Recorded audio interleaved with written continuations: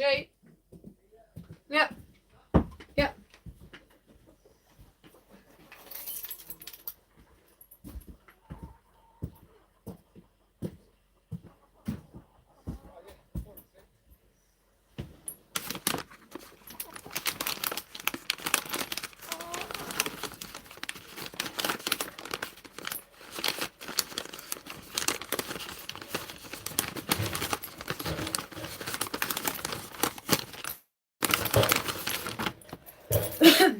Look up, Cody. Good girl.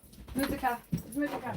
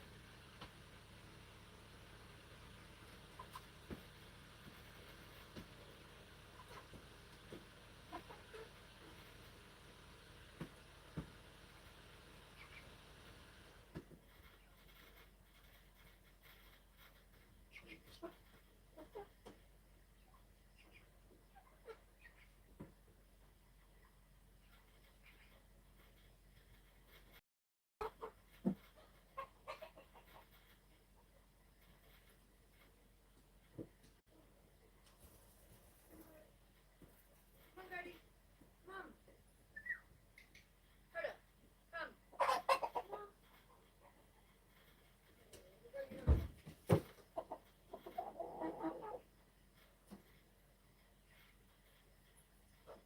Come on, Coda. Come on. Coda. Get out the car. No, no, no. Oi, Coda. Come on. You're staying here. Let's go. Coda. Come. No. Come on. Come on. Out the car. Let's go. Come on. Coda. Let's go.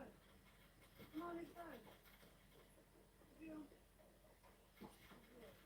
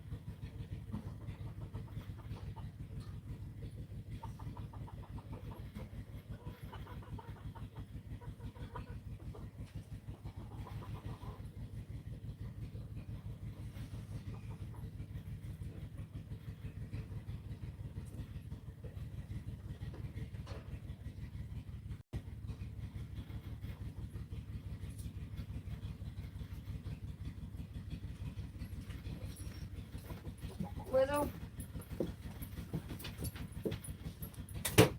You fuck chickens. Yo, you are the first. You are the first here.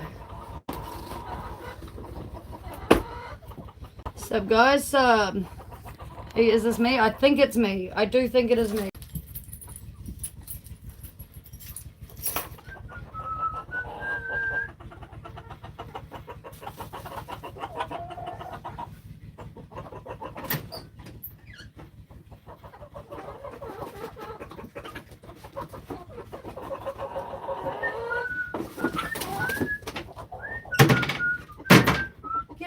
fucking house. Get. Go. Get out. Get out. Where's the fucking bread? Let's get rid of these amateurs. Bloody chickens. Get out. Come on.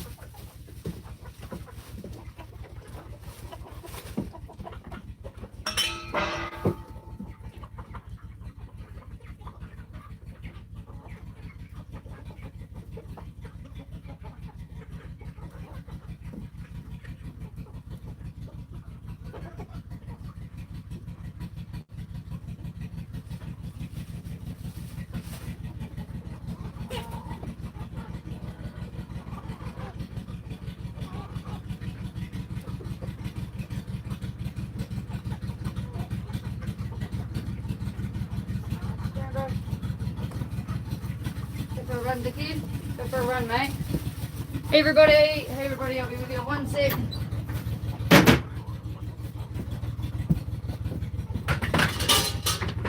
Fucking dumbasses. Fucking dumb. Can you believe this crap? Can you believe what crap? Can you guys hear there's other life here today? It's not just me. It's not just me, chat. There's somebody on a tractor outside.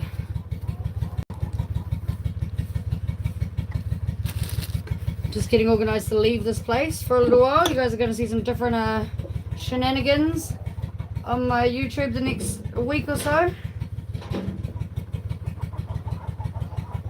Don't hit my Jeep.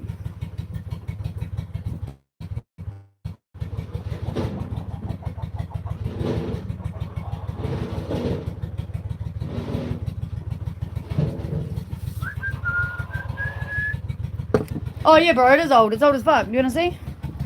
It's a David Brown.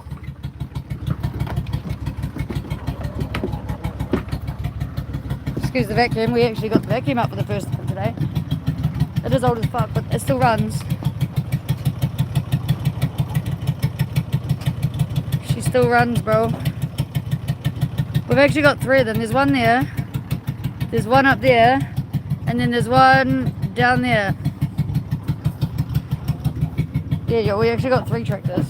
But yeah, buddy, I got the vacuum out today because I put an adapter on the generator, and instead of it running on just straight gas, right there, instead of that running on straight gas, as you can see, guys, it's hooked up to a fucking LPG bottle.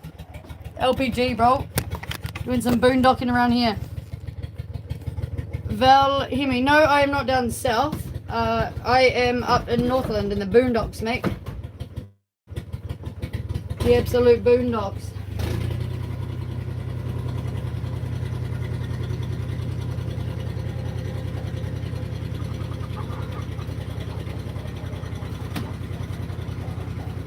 Gearing up to get the fuck out of here for a bit, guys, is what I'm doing. Packing all my stuff up, making sure it's clean and tidy for my cousin when she gets here. Making sure my goats are all taken care of. All the houses are in good places. I'm so looking forward to getting the hell out of the boondocks for a little bit. I'm not gonna lie. I'm not gonna lie.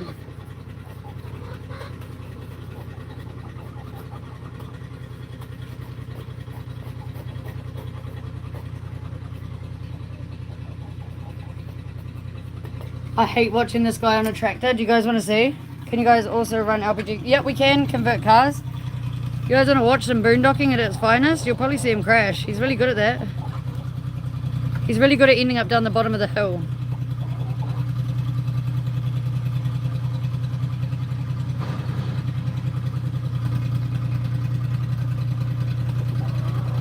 I feel like I should go move my goats is actually what I feel like I should do before they get run over by him.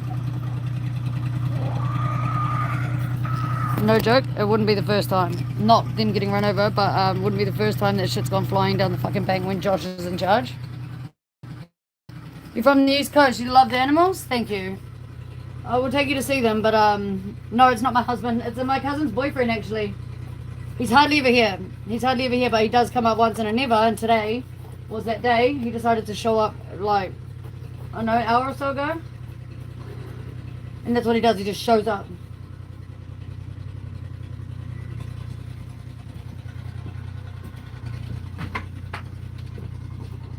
Yeah, I'm gonna go move my goats because he just like sledged all the way down the fucking bank and I don't trust that for a second. I'm gonna go move my goats. 1 sec, guys, I'll be back. 1 second.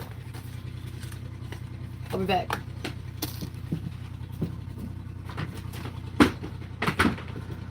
Go, chickens.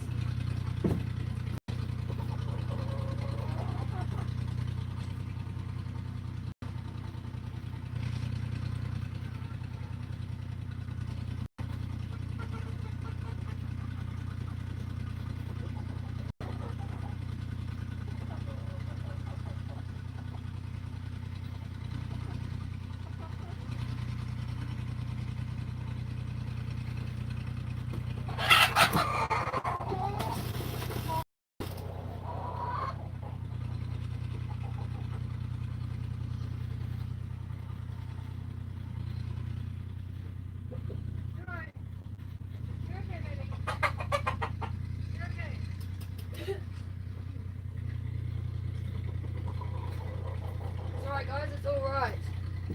My goats are already moved. I already moved them, but I just wasn't sure where he was heading with that. Sorry chickens.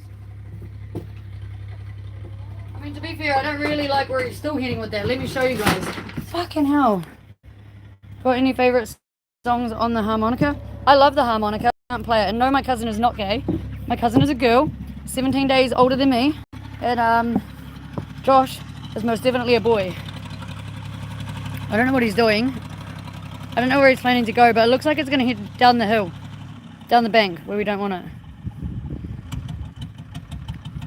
Many things have ended up down these ravines, I tell you. Kingswood stuck down there holding Kingswood. Fuck knows. It's an average day here today, guys. Average day.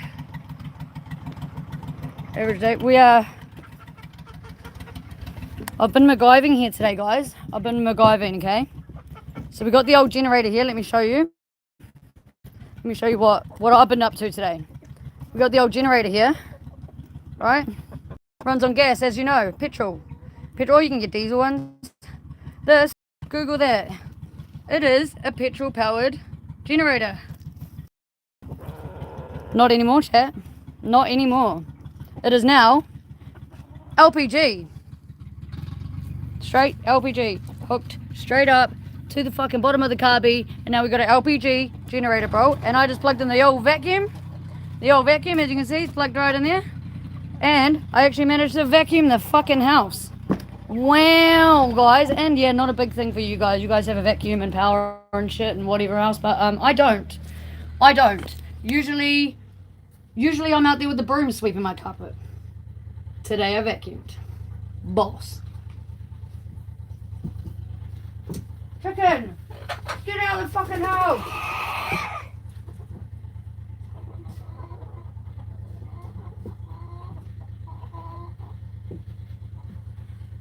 I'm so sick of the chickens today. So bloody sick of them. What's everyone up to today anyway? What's everybody doing? Any fancy plans for you guys today?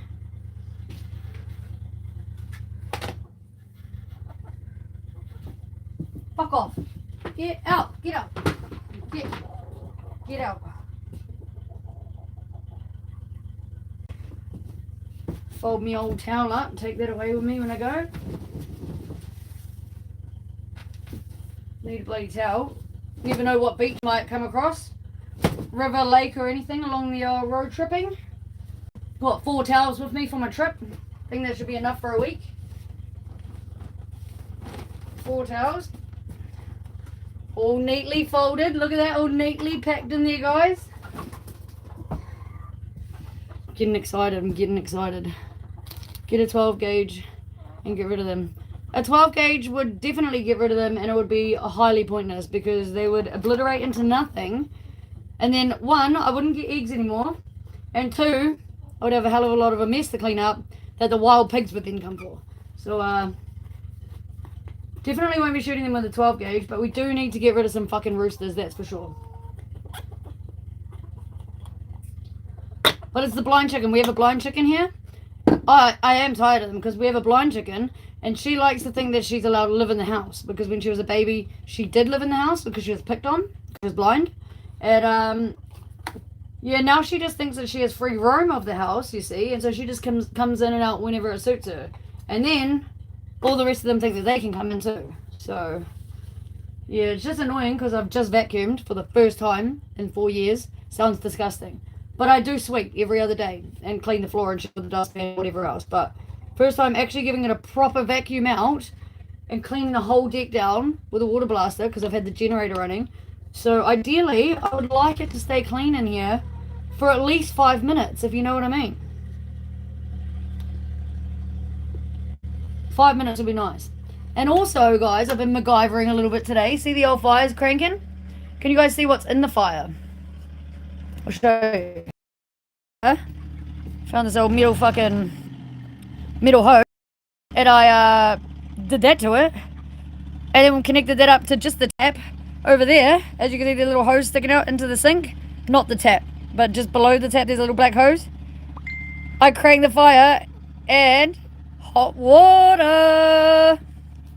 Bro, it was so hot. I'm not gonna lie. It was so hot. I could not even do the dishes with it. I had to leave it for like 25 minutes and back to it. But I no longer have to boil water to have it out there. I just light the fire.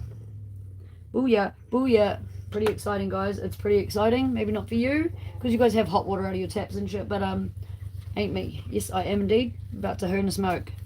First one of the day, actually, which is unheard of for me. Usually I've had 30 by now. But as you can see, I've been a bit of a busy beaver today, guys. Your room stinks like sex. Wonderful. Male or female? Male or female sex?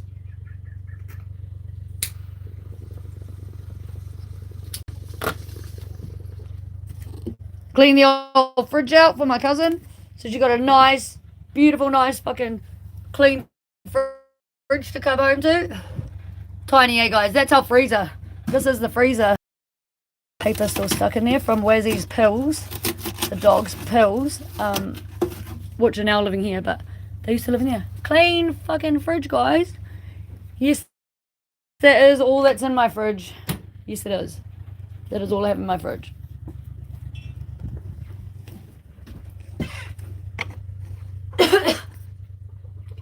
Crispa, what religion are you following? To be honest, I'm not religious, bro. I'm not religious at all, sorry. You do porn gay for your income. Wonderful. Potato camera. It's actually just really glary.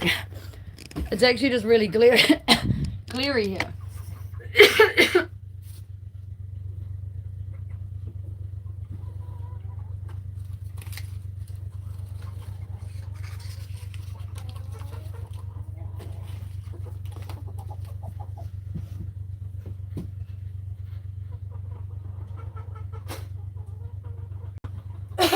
Oh man, he's still trying to get up that hill, guys.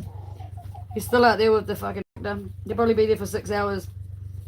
In the same spot. Just going. Trying to move the tractor in the mud. Trust me, I've got many videos of this dude operating machineries around here. Sometimes there's like a tractor, a quad bike, a Hilux surf, and then they're trying to pull a boat up the hill. And so they've like convoyed all these cars together. And all you see is like a dude in a surf, a dude on a quad, and then you see Josh on the tractor going because he's like got stuck on a beam or something in the ground that you can't see because the grass is too long.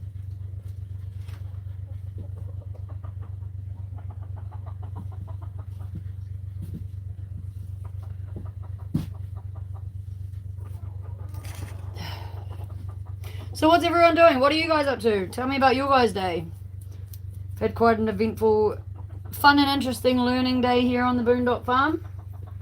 Wiring up a generator and fucking coiling up some shit and chucking it in the fire for some hot water. It's been fun. I did get burned a couple of times, but you know, still here to tell the story.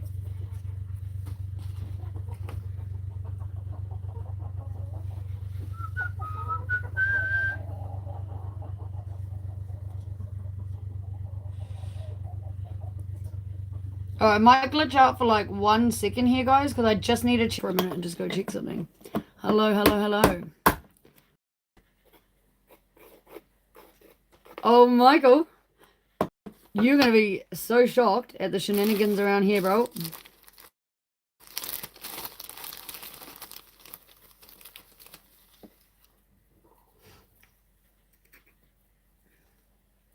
Wait till I show you in here. Did you get here when I was gone for a minute there? And I just timed my chat out for like literally a minute and a half. Do you want to see? Did you see? Have I shown you? Did you see what was outside? Have I shown you? I got the vacuum out today. I vacuumed today at my cousin's house. Let me show you. And I'll show you how, and I'll show you why. This has just had the old sweep in my goozy to get the bulk of it off, but I'll turn the vacuum back on soon. I'm going to clean this for her before she gets back. But look at this vacuumed floor, mate. Look at it. Look at this vacuum floor. Even the dog's on it instead of the bed. The dog is on the floor instead of the bed. Cleaned all under here. Fucking check it out. Check it out. Cleaned under here for my cousin. All under her little thing. Clean the top of this down. Strip the entire bed, shook the blankets out. She can change the sheets and shit when she gets back. Pack my stuff up. Packed all my stuff up. Got to change of clothes here for after me shower. Everything else is ready to go in the car. Clean as fuck room. Like, check that out. Clean as fuck room for her to come home to.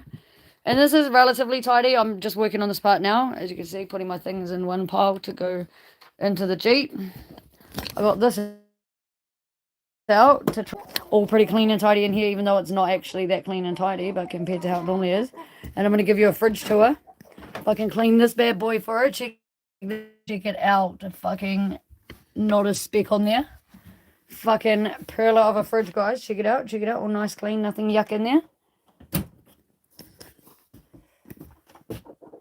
And then out here, look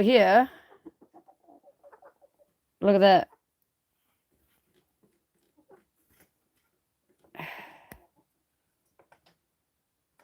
Look at that. Can you see that? Or is it still catching up?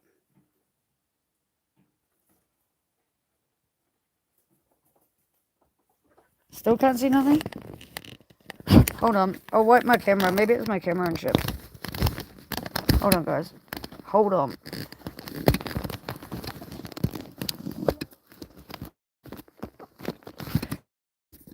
Alright. Is it any better?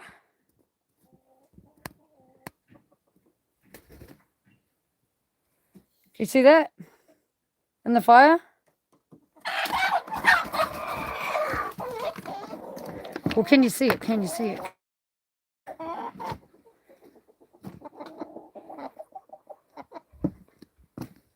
What about now? What about now?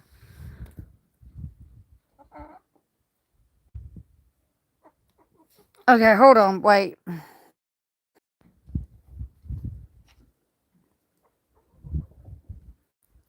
Are we better now? Oh, how about now? Is it better?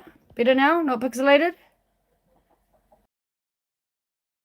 Better now? Not pixelated?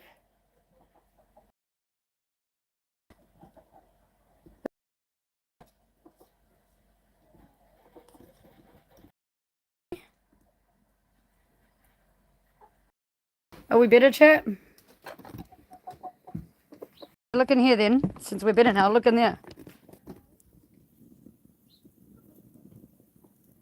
2.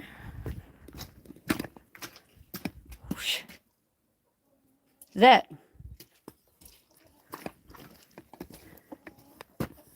Hot water from the fire. So hot you couldn't even touch it for like first 25 minutes, but hot water from the fire. And check this out. Josh's generator, I don't know if you remember me telling you, he had one that he'd like converted to like LPG. Watch this. I vacuumed today with this gas, petrol, 91, fucking Honda 2200. It now runs off this bad boy because we put one of these schwanky little dankies on the fucking old carby system. So I use this for the first time and like, whoa Rainbow, don't do it. Don't fucking do it. Don't do it. Don't do it. Don't. Rainbow. I want to go through there. I want to go through that gap. Rainbow. Oi. I want to go past. Rainbow. Be nice. Thank you. Be nice. Stay there. Good boy. Productive. Go and pull the seatbelt apart and see if I can fucking at least take one of those out and pull that apart. It's been a pretty good day. It has been a pretty good day. What can I say? And Josh is here, sliding down the hill. Josh is here, sliding down the hill right now as we speak. Would you like to see that? I'll show you guys that, chat, because fuck, it's been funny. Lucky the goats aren't where they were before. That's all I can say. Look at it. He's going down the hill, guys. He's disappearing. Where's he taking that? He's gone, mate. He's gone. There's a ravine down there and he can't get forward. He's just going backwards.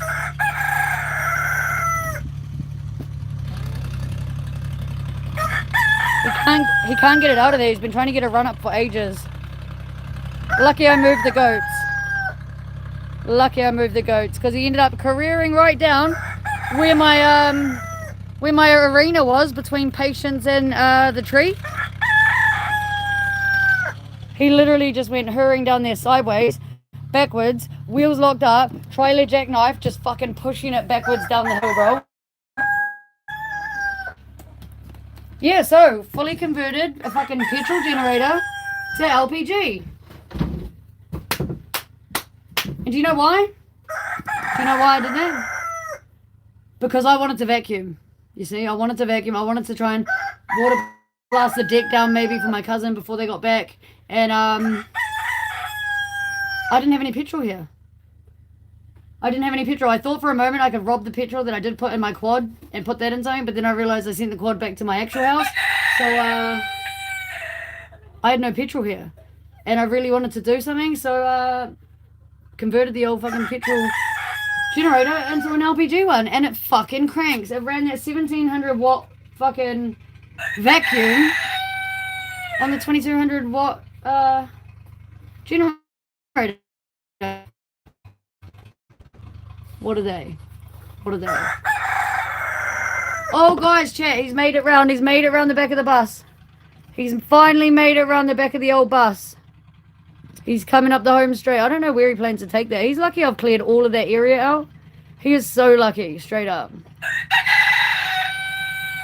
So seeing that tractor down there, guys, also means that the Kingswood that's down the hill is no longer collected up to the winch chain or winch cable that's only got one wire left on it. So no longer is there a chance that that cable is just going to go whippersnapping and take someone's head off over the next couple of weeks, which is great. Great. I'm not quite sure why we need some more tyres here or another trailer when we've got 3 buried down the bottom there already that no one can use because they've been taken there like he's taking this one. And then they just get left there to fucking die. So, thank you, Father, Son. It is rather peaceful. Yeah? When Josh isn't here. It is very peaceful when Josh isn't here. What was old Keem saying, guys? What was old Keem up to in the chat? How long did you time him out for? 1800 seconds. Bro, you got told. I don't even know how long that is, but I know that a day is 86,000 seconds. Hello, Whiskey. Hello, Whiskey. I've had a very productive day here at mine. How about you? What's your day been like? Made a petrol generator gas. Put a coil in the fire and made hot water come out the tap so fast it exploded 2 pipes, nearly burnt me, and powered out so much water so quick that I couldn't actually do dishes for an hour, or almost. About, actually, if I'm honest, it was 25 to 45 minutes, but hot water out the tap. And there's a cast iron bath here now, which old Josh bought, because every time he comes here he brings something. And so he's bought a cast iron bath, so I'm about to be setting up a cast iron bath around the back of the old kitcheroony there, so we can actually have a mean-ass fucking adult-sized bath. Off. It's like I'm getting a normal house here, guys. And my cousin's going to come back today to all this new shit done. House looking way tidier than she ever has it. And hopefully feel good about things. Because I like to leave things better after I've been than how it was when I arrived. I heard you say yesterday when I was reading my Boondock story, guys, which I'm about to commence shortly. I heard you say you got a tattoo. I did try and look for your account, but for some stupid reason, I was like glitching out on your name, And I was like looking up whiskey by waters. And wondering why I couldn't find you. Not whiskey with waters. Go figure. And when I typed in whiskey and waters, way too many people came up that I couldn't even find your name, so.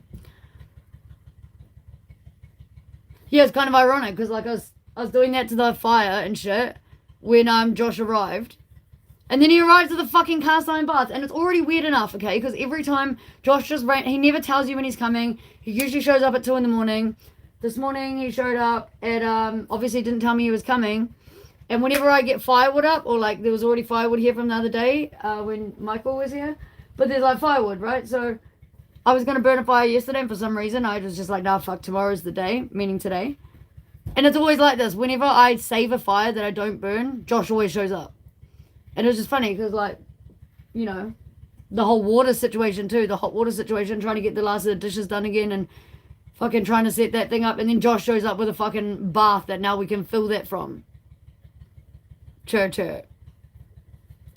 All one word when searching. Yeah, I do know that it's all one word when searching, but I just searched it like an amateur, mate. Like a straight up amateur. Trying to avoid the sun, and work sent me out in it all day. Not ideal. Not ideal. Where is the tattoo? What location on your body is it? I'll have a look at after my live, but Halloween, you don't think I have a fucking clue what I think you just don't have a fucking clue what I'm talking about, to be honest, because you just came in and just started running your mouth. But sure.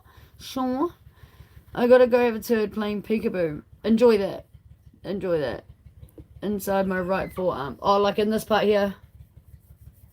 I just got owls there on mine. A couple of owlies. But I do have like a fucking tattoos like all over my head, my back, my thigh, my fingers, but they're worn off. You can't understand my language, but you can type it.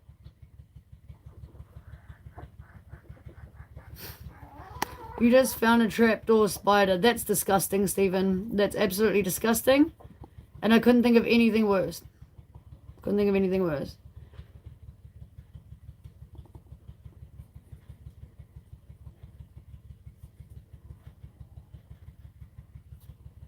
Yeah, Josh is still down the bottom, guys. He's still right where you've seen him before. The amount of trolls here. Oi! Mark, I got something cool to show you. Fucking, I was sick of this place being a state. My cousin's coming back today so that I can actually finally leave for a week, so y'all be seeing me road tripping around the countryside over the next little while. But anyway, I wanted to clean up, and I'm sick of getting the old broom out. Sick of it. So, I went to start the generator up and realized we've run out of gas. There's no gas here. I've used it for the quad, everything else that's here. And there's no gas, right? Because usually you don't use the generator in winter. We usually have enough power. Usually I wouldn't start it up for any good reason. But I wanted to vacuum. So today, Mark, I made a 2200 watt Honda generator, petrol powered, run on the LPG bottle. Yes, I did.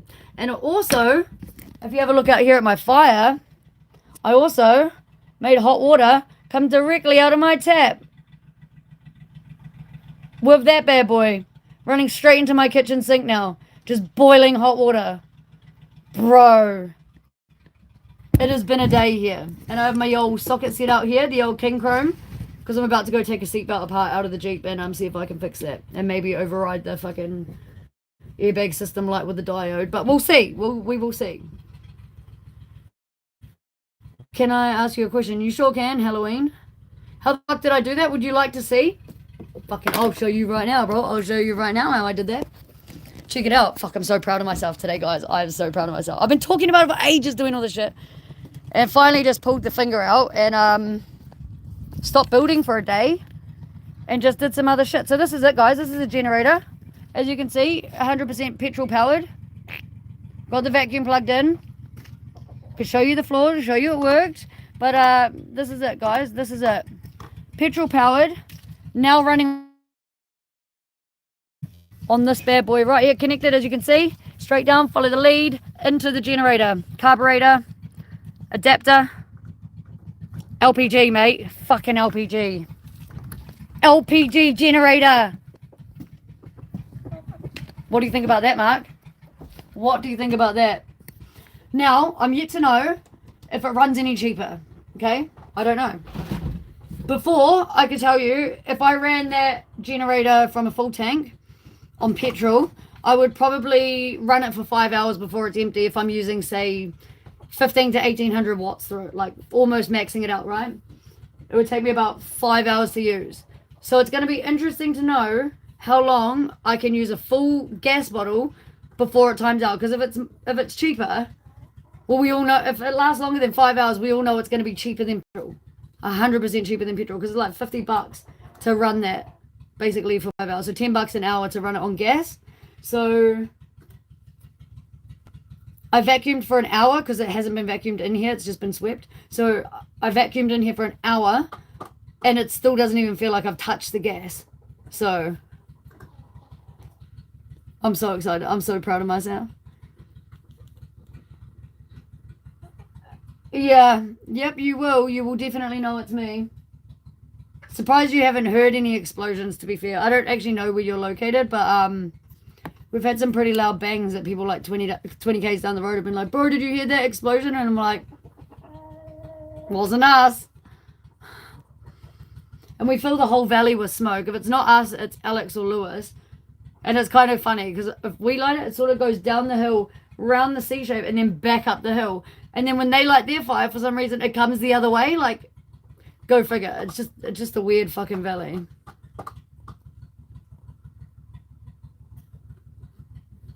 Oh, thank you right now. Thank you right now. I'm very proud of myself. LPG is way more efficient in cars than gas. I'm hoping so. I'm hoping it's going to be more efficient. That's all I'm going to say. I'm hoping that it's going to work. I did turn it off after an hour because I don't know how it runs. I don't know if I was overheating the generator or anything. So I turned it off after I'd vacuumed one half of the house. And I'm going to try start it up very shortly and just see if it restarts. And if it does, I think I've cracked me a new fucking life-saving, money-saving little thing there. I can show you guys how to do it. If it works, of course. Like, I'll fuck my generator before I tell anyone else to do this and fuck theirs. But we've got 3 here, so we'll try it with this one. You ain't here for math. What's your question? Hang on, I'm going to look. What's 45 minus 57 take away 6? Well, it's clearly a negative number, which takeaways don't really work like that. It's usually multiplication and division, bro. 1 plus 1 equals window. Worst case, you just invented the LPG bottle rocket. Tell me where you live, bro. I'll jump on it and ride it to yours. When it goes car fucking boom. Well, to be fair, I made a bit of a fucking fire rocket with that bad boy out there this morning because I just thought I'd test it, you know, so I didn't put hose clamps on, and as soon as it got hot, it started like trickling out the end, and I was like, cool, and then it got hot, and it just went straight off the end of the back of the fire, and I was like, probably should put some hose clamps on there.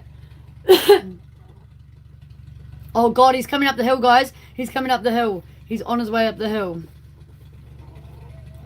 I don't know if you'll make it. Do you like rock and roll? Yeah? Who doesn't? How about them old time rock and roll?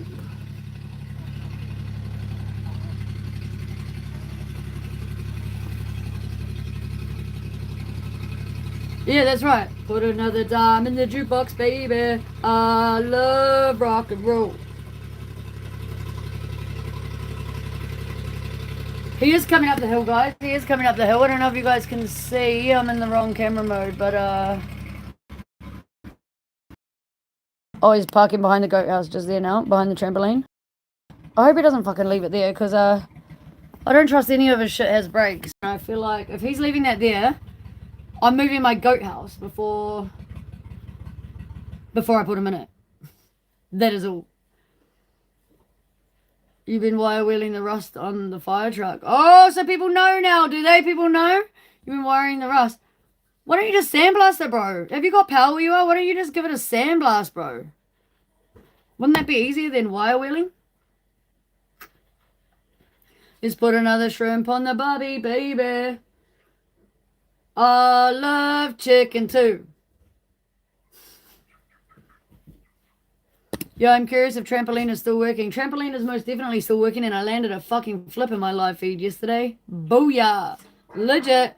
Landed a forward flip for the first time ever. Oh, he's already moving my house for me. He's already moving Albie's house.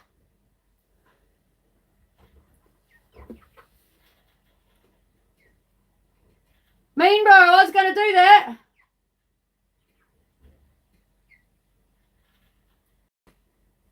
Just leave it there, I'll sort it out after. Well, he saved me a job. Can y'all see? Oh,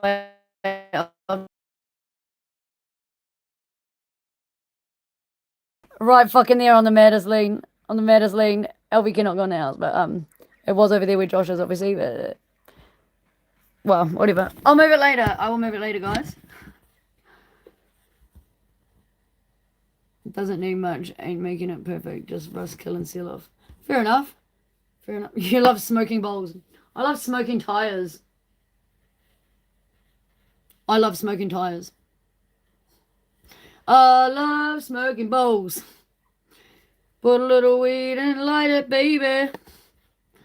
You should put on a leather jacket. I don't have one anymore. I used to have a leather jacket, and I would do that for you, but can't do that, sorry. Here comes the Josh Express. I'm going to tell him that you said that.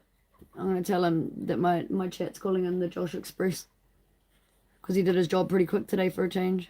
Yeah, Bob Seger's pretty on. Bob Seger, some old cold chisels, not too bad.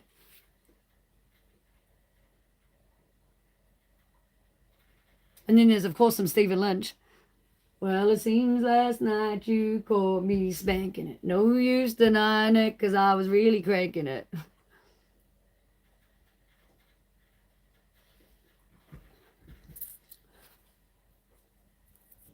feel like I need to go move that house. You come in here and ask me if I know Virat Kohli all the time. Quick jobby Joshy. Yeah, it's never usually a quick jobby. Usually he's out there for like 8 hours in the same spot just going because he's stuck on like a beam or like a piece of wood or whatever load he's trying to take. It's just way too heavy and the ground is way too soft. But I told him I record you all the time, bro, doing dumb shit, looking like a fucking idiot out there. And one day I am going to sit down when I have a laptop to use, cut them all into shorts of just Josh on each different vehicle going as he's trying to get it up the hill. I've seen quad bikes, I've seen tractors, I've seen him in Hiluxes, I've seen 3 of them convoyed together trying to get him up, and Josh is still just throwing himself around. Yep, so that is coming. It's emotional support vehicle. I'm the same in a digger. Yeah, but he's the same in everything. Any vehicle he can get stuck. Any vehicle. Even vehicles you wouldn't think you... I've never got my Jeep stuck in my life. I've never had my Jeep stuck in mud, dirt, anything. And the first day he drove it, he got it stuck. It's a Jeep, bro. It's a Jeep. It's a man's mental health right there. I'm part man, but I don't see that. I don't know. I like using things at work and just getting the job done sometimes. Rich though, rich, because like I've been wanting to get that generator and shit going for ages. Emotional support bottles. I don't have those. I have an emotional support bucket. Would you like to see what's in it? I'll show you my emotional support bucket. On top, skill saw. Next, handsaw. What else is in my emotional support bucket, guys? I got some change ups for the old bongaroonies. All me driver bits. A whole bunch of random as fuck nails in the yard, on builder sites, whatever. Some lighter fluid, because you never know when you don't need that. A staple gun. We've got some silicone here. A file, a tape measure, some insulation tape, and of course, you can't have an emotional support toolkit without some WD-40, guys. And second most important, bottle opener. That is all. You're welcome. Anytime, anytime.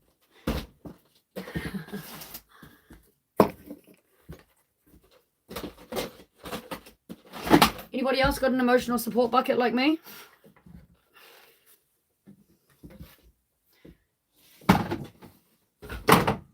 Definitely no emotional support water bottles over here. None.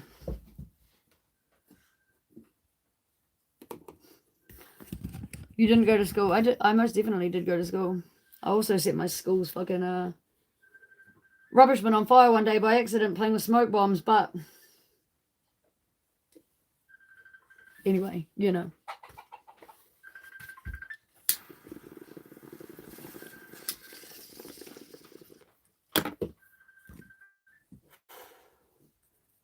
Hey Virat Kohli, I do so much things for you. Kid, you can be happiness. Well, who is Virat Kohli, bro?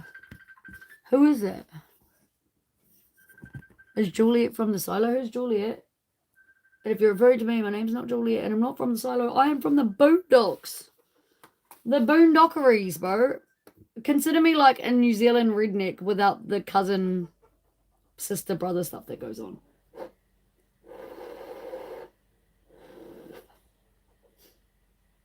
Hello, the road uncle.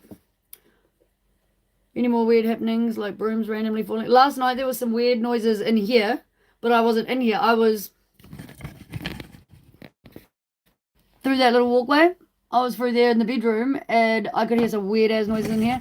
And at one point I was wondering if it was a possum that had got in the door, but I didn't get up to find out. I did not do that. I wasn't getting up to find out. I've had a possum in my house before and it's not a fucking good time. Not a good time. Especially when everyone else runs out and they're just like, call the fire department! Get the gun! I'm like, yeah, we'll just go inside with the gun, shall we? And just start shooting holes for our roof to try and get a possum outside. I actually like that my roof doesn't leak, thank you. I'd rather not. I'd rather not. Gone. No, I'm not Australian. I'm New Zealander, bro. Kiwi as. Do you want a hand with that, bro?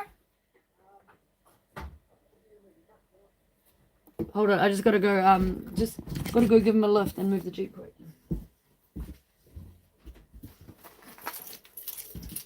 Did you say move the truck? Did you say move the truck or?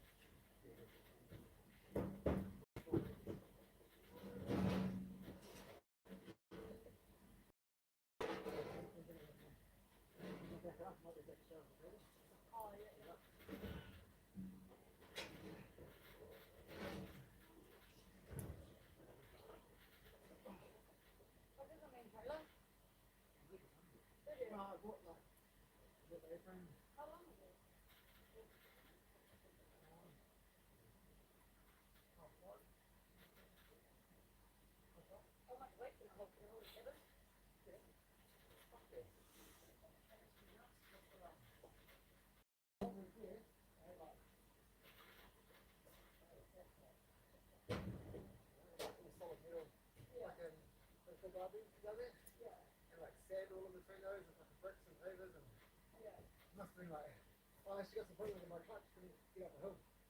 And we get the guys were towards our tractor and the truck up sickly and shit, had it. We didn't put a struggle there. Yeah. Yeah, it was fucking blown away.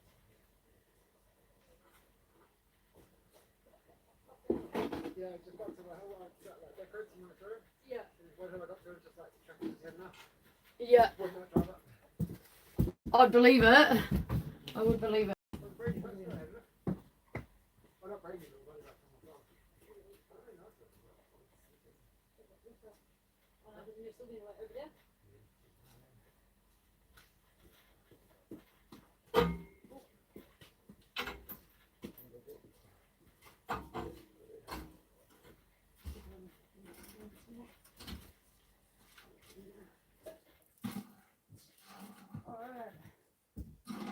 Oh yeah, I bought you a fucking stand, you know, here to cutting wood on it.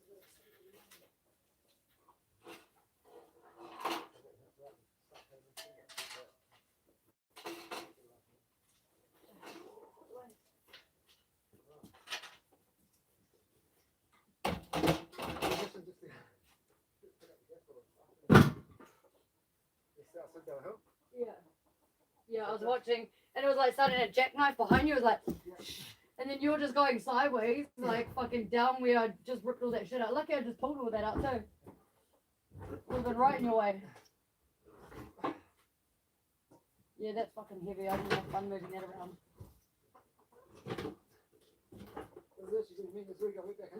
Yeah, I wonder why we don't set that up. I don't know. It should be. I don't have any footings at that size. That's why. What's those fittings are they? Tell me, my dad. Oh, bro, I've definitely got those in my container. And Dad's definitely got some too. Yeah, heavy as shit. Yeah, bro, that would be. That would actually water tank and fucking everything in the street. Yeah, it would actually be controlled hot water, not just like that fucking firebomb explosion coming out the tap.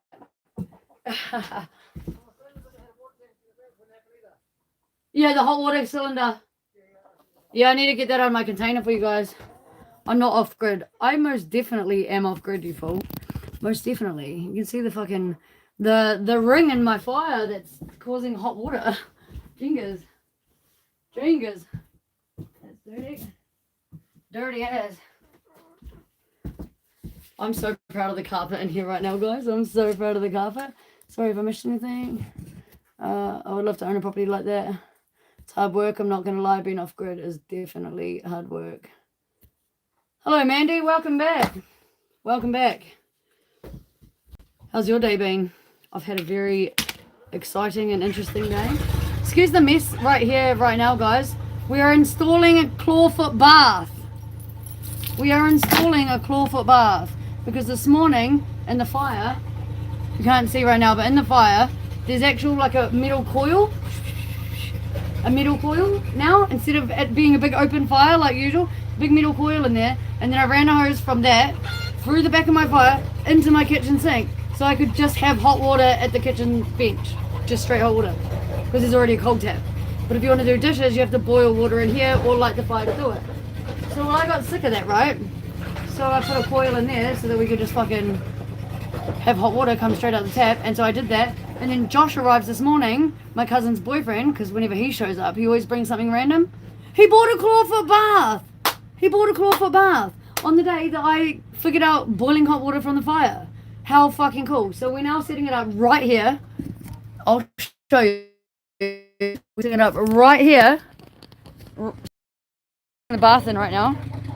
But it's going. We can drill out or cut out the center of that table. We're going to cut the supports on the top of that tabletop and we're going to drop it into there. See, because like in there, that's how we made the hot water go straight to the sinkaroonie today. And the bath is going to go in that thing. And there's the bath right there.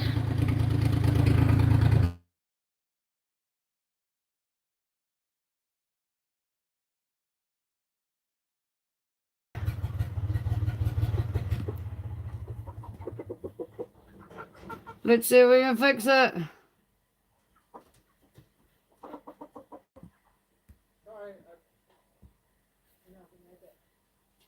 Eh? Sorry about that. Yeah, start. Oh, fuck, don't worry about it, bro. It wasn't even put together properly yet. No brakes? Jack's got no brakes? Yeah, I figured it has no brakes. For it. Yeah, I'm actually, the bottom of it is always like Sorry, guys, I don't know what happened. Everything went black, and then I had to rethink it. But as you can see, I showed you. The welding set it's coming out now, the oxyacetylene. If I cut through the old gas cut through the old steel supports of that table. And then it's going to be church, guys. What do you reckon? Seen it here first. Boondocks edition, guys. Are you going to play Stomp Dog? Sorry if I missed anything there, guys. My thing timed out and it had a moment, so I had to reset and refresh. Sam and I were talking about the Alpha Gal test the other night. Glad we haven't got them in New Zealand yet. I must have missed that somewhere in the chat. Sorry, guys. Yeah, no, we don't have those here, if somebody did ask. We do have ticks, though. But, I mean, I've been in the Boondocks now for, like, 4 years. And I think I've only ever had 1 tick on me and, like, 4 on my dog. And we go right through the bush. I'm in New Zealand, bro. States are having warmer winters, so winter isn't stopping the ticks moving north. Is that actually a made thing? Did they actually do that to, like, mess with people?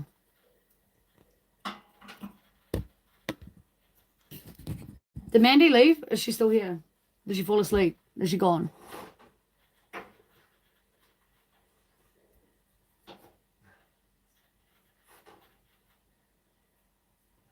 Oh yeah, I sent a video of the generator to Dad.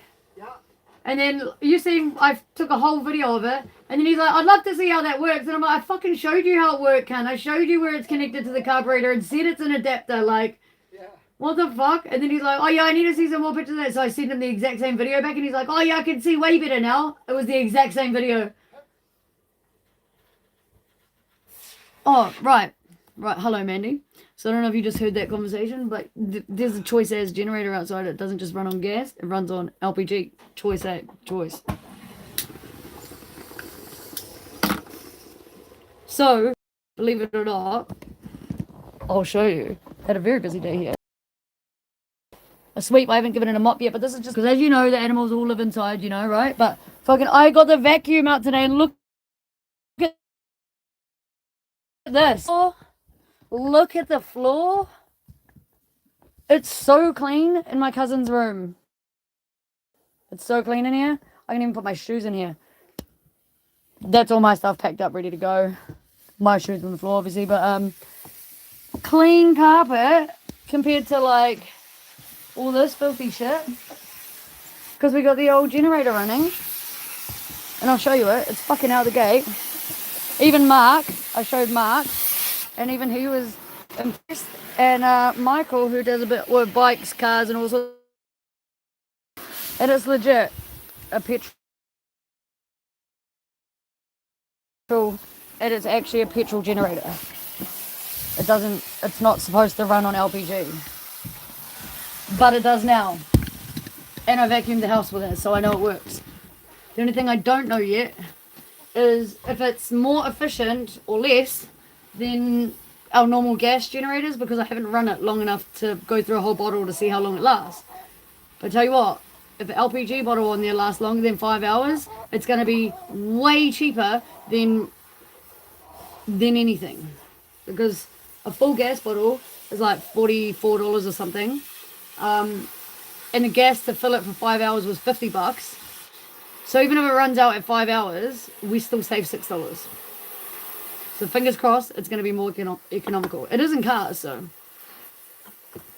yeah, it's a pretty shit dunger of a generator. I'm not going to lie, it is an old beast. But why try it on? There's a mint one. My cousin's got a fucking mean generator in the house. It's like 4,800 watts. Like it can power everything here when we need it, big power tools and shit. And it's new and it stays in the shed. Whereas that one was down in the paddock, so it didn't run for a while there. Needed to be like cleaned out, clean the carby, get it all going and stuff again. So did that to get it working on petrol, and then ordered a fucking couple of parts for it and an adapter. Finally set that shit up. So now we know it works. If it's more economical, then we're going to get the gas one, the good one running on that, because that'll be way better because it's a newer model anyway, so it'll be more economical.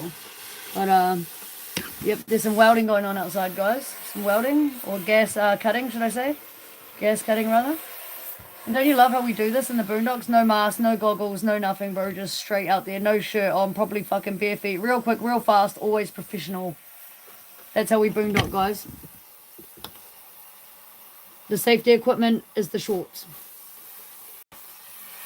Bro, it's an on idea, Whiskey. I'm not going to lie. I don't know if you've seen what I had in the fire to get some fucking hot water straight out the old tap-a-rooney, but I've been on fire today, guys. I've been on fire. But I'll get off my ass and try and get some shit done and make it a better place for my cousin to come home to today. And then Josh fucked up after I was just about finished. And, well, he bought a cool ass bath and we've only had a shower here for ages. And sometimes if it's windy as, because it's a Califon, it's gas powered, guys, it cuts out. If it gets like a big gust of wind between the two sheds, it blows the flame out. And then all of a sudden you're in cold water and then you got to turn it back on again, like just up and down the fucking lever, and it reconnects and reignites the flame and you're warm again. But you still do get like 30 seconds of a freezing cold time. So at least with a bathtub, once it's full, you ain't ever going to have no freezing cold time. No, the only thing we need to worry about is where we're putting it. People driving up and down the road. That drive, because the road sort of goes like behind the cabin here, down around a corner, and then around another corner, and then back off that way.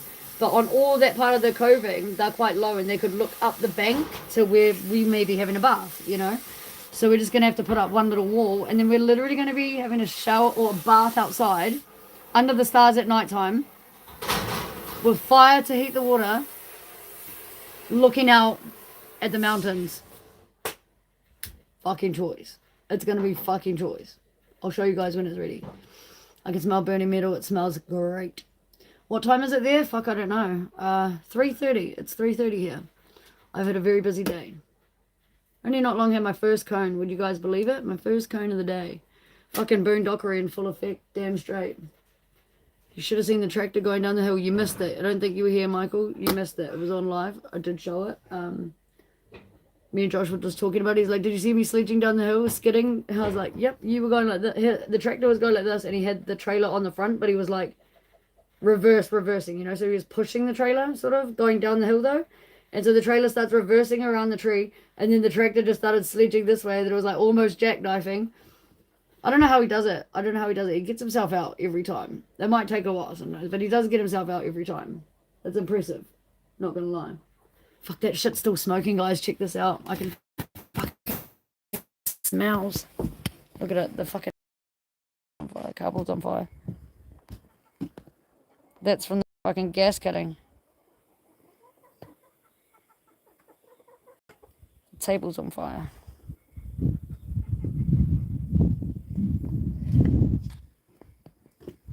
Hey, yep. Change, get out of the house. That sounds romantic as fuck. Gonna need some candles to go with it. Don't need candles when you've got starlight. Starlight.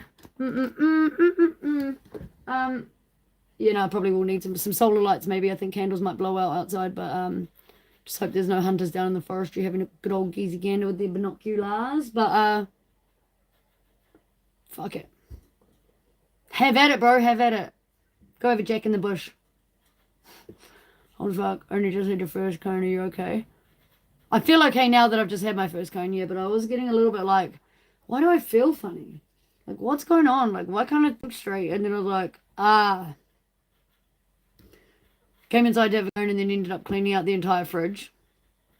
So I did that. So my cousin comes home to a nice fridge, even though I've never seen it nice before. But, not since they put it in anyway, so I cleaned that out. And then I sat down to have a cone. And then Josh arrived, and then I was telling him that I needed a socket set, so then he pulled this out. And then I was about to go do the car thing, and I was like, you know what, no, sit down, do a live for a little bit, have a couple cones, and maybe read a story, and then go back and do some stuff when it's cooled down. Well, you can scroll back, Michael, you can scroll back and see some of the tractor action. You can. It's only I don't know how long I've been live for. Mine tells me 35 minutes, but I don't know if that's right or not. Because it glitched out. And when it glitches out, sometimes I lose it. Do you want a hand?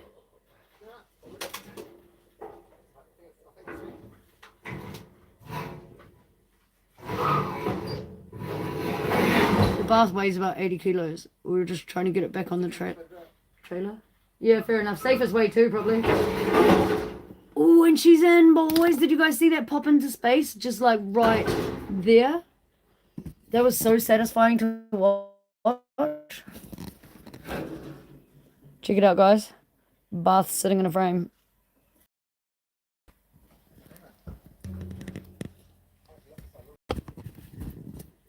Yeah, taking the bath off, he'd reversed the trailer up, taking the bath off here and then gone down the bottom to drop the tires or whatever else off the trailer. Probably onto the other trailer full of tires down the bottom. Brought the trailer back up and was trying to put the bath back on the back of it. But it's way heavy. It's so heavy. Thought me and him could just stand at the side of the trailer and just sort of like push it together. No, I had to actually jump on and actually lift the front, take the weight off so that you could actually shove it. But yeah, it does look like a fit like a glove. I don't think you could get it any more perfect if you tried. I'm bringing it out. I gotta show some peeps. I'm on my live. But I've been telling them what you're up to with this. Check it out, guys. It couldn't fit any fucking better.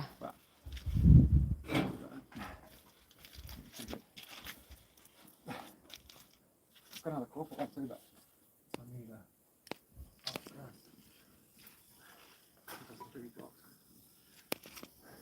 That looks mean. That looks mean. Dajo's going to be happy to have a bath here. He's going to be so stoked. The amount of time that it takes Deja to fill this thing up and get it warm enough for him to actually have a bath in is unbelievable. But I mean, he's patient. He still does it and then he still enjoys it. But I'm sure if it's actually a warm, nice bath, he'll probably have more fun. Just talking about my little cuzzy. My little cuzzy. So, who's here for a long time, not a good time? Because maybe I should get out the old Goosebumps. The Goosebumps Boondocks edition story and belt out us a version before I go do some more work. What do you guys think? Possibly before I get a few beverages into the system, because then fuck knows where that story might go, guys. Welcome, Michael Carl. Welcome. Aloha to the Ausland. No, we are in New Zealand, bro. We are in New Zealand. Close cousins, I suppose, if you want to call Scotland and France what cousins. Probably about the same distance apart. Couple hour flight. Should we do a little live reading here? Let me know. Let me know. Give me a big fat yes in the chat if you think that I should wander my fat ass over there and get a book for a live reading.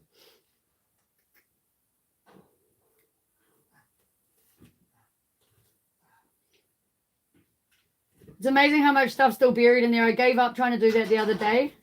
Just before you came up last time, I was out there tidying all that shit up because I was worried the grass was going to like start rotting that cast iron stove and shit, you know, as it does.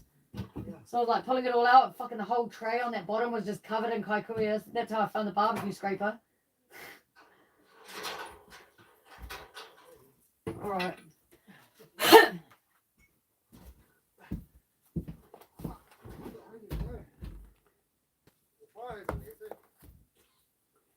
You vote yes. Yep. Hello, Mohammed. What's on fire? I give it a hose. You right? Let it burn. Let it burn. I know that's not the word, but.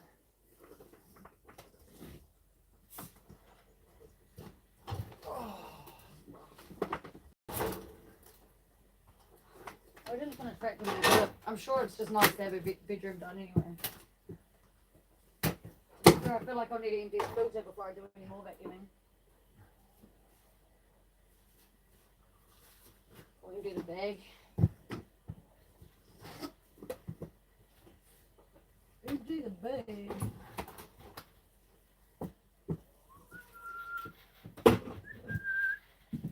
Alright, keep the chickens out. The library this time. Keeps the old chickens out. Alright. You walked to New Zealand from Cape Reinga to Invercargill in 92, 93. It's the finest country on the planet. That is extremely impressive, Michael. That is extremely impressive. I live here, and I don't do that. Hat off to you, fine sir. Hat off to you. That's fully impressive. Alright, Killer View, think you saw a polar bear? Are you referring to Josh? Okay, what did I miss? Anything? No, I don't think I missed anything. Choice. Am I a squatter? Does it look like it? Clearly, Anyway, here we go, guys. Here we go. This is my little cousin's Goosebumps book. But it's not the old Goosebumps. It's called Deep in the Jungle of Doom. But we have our own version called Deep in the Jungle of Boondock. Okay? So that's where we're at. Now, we're going to go back to where we left off yesterday. Which, believe it or not, is on the very last page of the book. However, it is most definitely not the last page of the book, because that's not how we're reading this book. Is it, chat? No, it's not. No, it is not. Alright, so, where are we at?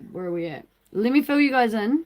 Okay, let me fill you guys in on where the story was at yesterday, where we left it off, and where we're at, what the decisions are to be made, okay? Make sure you got your popcorn, your piss seats, your tissues, your lotion, your chips, your chocolates, whatever else you may need, because you may not want to leave once I start reading. It may get a little bit scary, it may get a little bit eerie, it may get a little bit fucking, why am I here? But here you are, and here we go. I'll fill you in. Right, so, I'm Mrs. Weedle, okay, in the story. I'm Mrs. Weedle, and we're out here in the boondocks, alright? Now, Mrs. Weedle has taken all of you guys out here to the boondocks. She's invited you all along, and you've all decided to come. So you've all arrived out here, and as soon as you arrived, you thought, fuck, what the hell did I come out here for? Because there's no reception to call your mum and ask for a ride home. You're wishing that your partner had said, no, you can't go, but unfortunately you talked to them for like 4 hours and begged them to let you go, because it's just camping. Don't worry, we're going with the best camp person in the world. They're going to keep us safe. They've lived there forever. Don't you worry about it. Nobody needs to worry. We're safe. Can we please go? Of course, all the wives are saying, no, you got chores, you got to mow the lawns, you know, and the bros were, oh, sick of mowing the lawn. I can mow lawns any day. I'll mow them when I get back, and I'll mow them before I go. Please, can I go? So, of course, you know, they let you go. And here you are.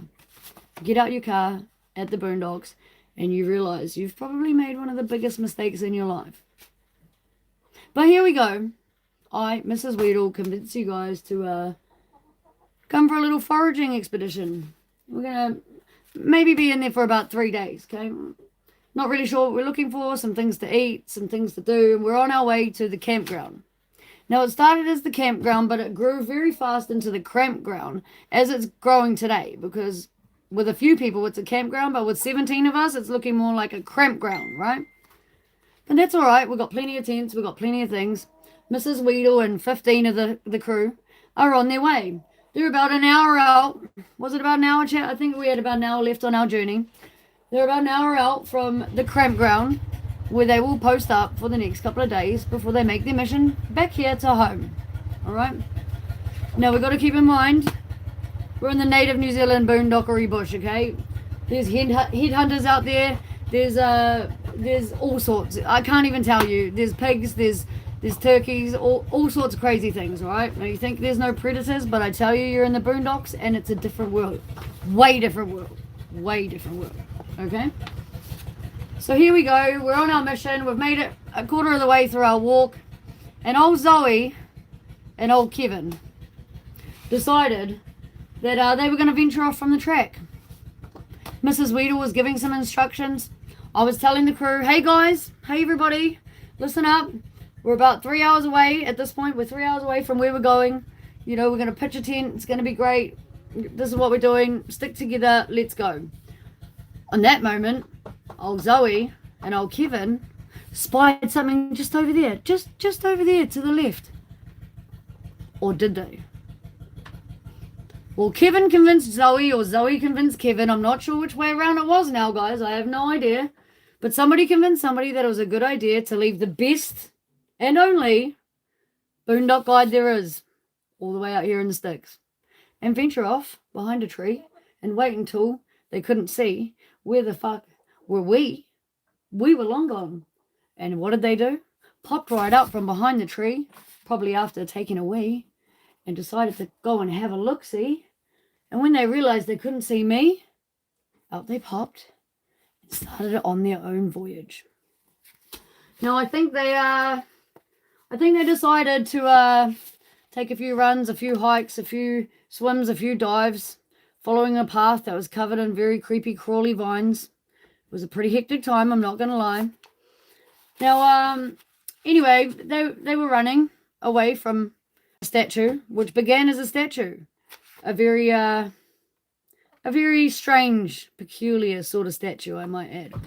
Now, the statue started, sort of looked like a headstone or like an engraving, like a plaque, like a memoriam in the ground, right?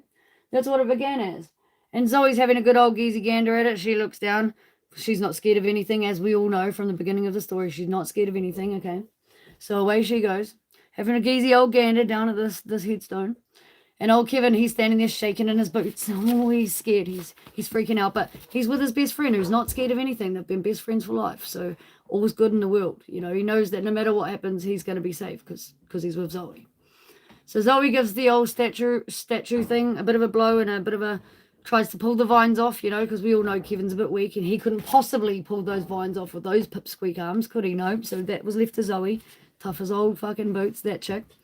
So she pulls the vines off. And all of a sudden she looks over, has to have a bit of a geezy old gander and a laugh at her friend because he's covered in all the vines that she just ripped off the ground. And in doing so, looking down at the clearing, she notices it starts to crumble, starts to break up, starts to fall apart, and starts to transform into something. Now this something has big bulging eyes, guys. Bulging eyes. I don't know where you thought the story was going. Bulging eyes. Big bulging eyes.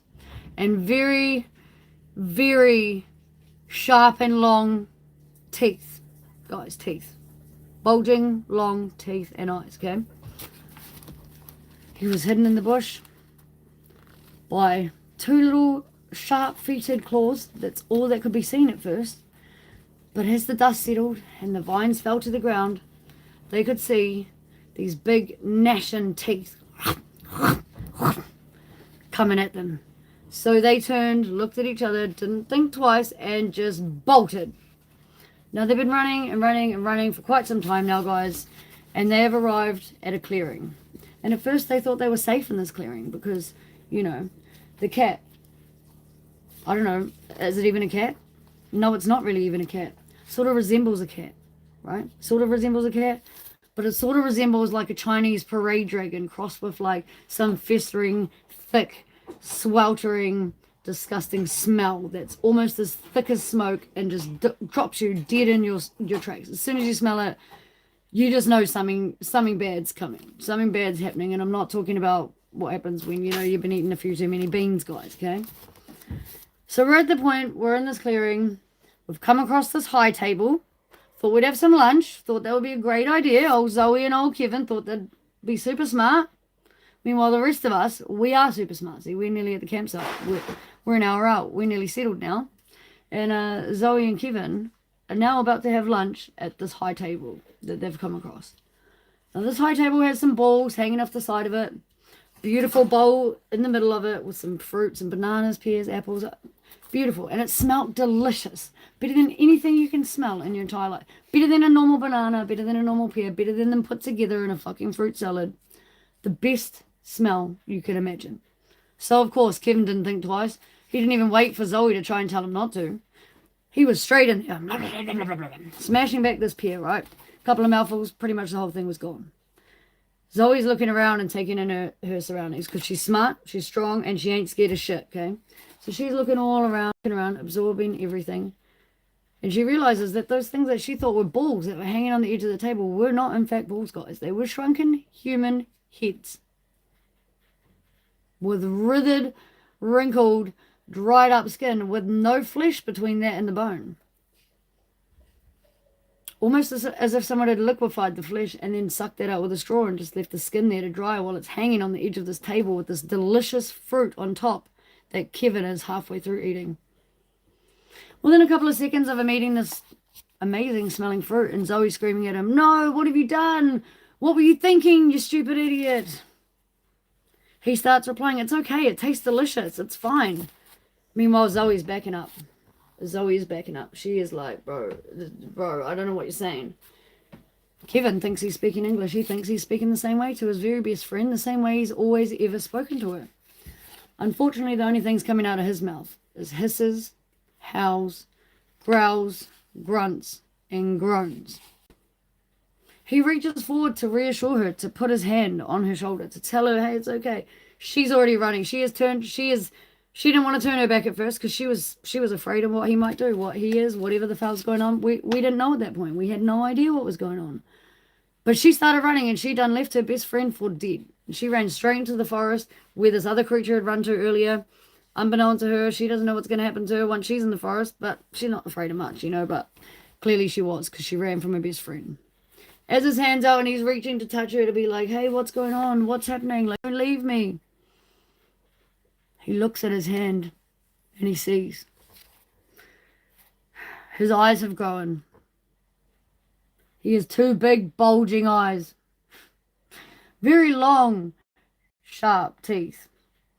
Some claw feet. And he realizes very quickly he's no longer speaking English. He is literally only growling, grunting, and sounding very much like the thing that chased them there in the first place. So you guys' options today, are, what are we going to do about the situation we're in? Because as he's standing there, he hears deep footsteps trudging behind him. Heavy, long, thumping steps that almost echo through his whole body. He knows it's not Zoe. He hopes it is, but he knows deep down that it's not Zoe because she wouldn't make that much noise. Besides, he's pretty sure she took off in the opposite direction of where this noise is coming from. So he's asking himself, who could it be, chat? Who could it be? Maybe it's someone who could help. Somebody, after all, did put that basket of fruit there, right? Maybe it's them. Maybe these people can help. But then again, somebody also did hang those shrunken heads with the withered skin and the missing flesh. Someone also did that too. Was it the same person? We don't know. We also know from the beginning of the story that Kevin isn't the smartest cookie. He's not the strongest. He's definitely not, he's not really that much, unfortunately. Doesn't have much going for him. And now he's not even Kevin anymore. Has that given him intelligence? Or has it only made him stupider? We don't know, but he stands there pondering whether he's going to hide, wait and see. Maybe these people might know, maybe this thing might know how to get him back to normal again. Maybe it won't. Maybe it'll eat him. Maybe it'll turn him into a shrunken cat, giant, festering, parade-like Chinese dragon thing. Who knows? Who knows, right? All he knows is they're coming closer. Very fast, very loud, and not very professionally. Maybe he should hide, he thinks. He can hear them. Quick, guys. Quick. Make up your mind and tell me what we do. Are we going to go and wait, get some help from this person who could also be the person who put the fruit there? It could be a nice person, but it could also be a person that put those heads there. It could be a bad person. Or maybe that person could be the same person. I don't really know. But if we want to find out if he makes it to heaven, we transfer to page number 7. And if we think it's our time to hide, I think we turn to page 24 and we find out what's behind that door. So how about, chat? Let me know. We're going to page 7 to see if we get help from this person or thing. Or are we going to run and hide and go to page 124? Where are we going, chat? It is entirely up to you. 5 votes tells us where we go. While you guys decide, I'm going to have a cone. Got to stay in the right state of mind. Let me know. Page 7 or 124. Are we talking to the person and asking for some help? Or are we going to run and hide like a true Kevin would? We're going to run and hide. Play it safe. Play it safe. We've got 2 play it safes. And 1 get help from this person. 3 play it safe. 4 play it safe. 1 more. 1, 2. 1,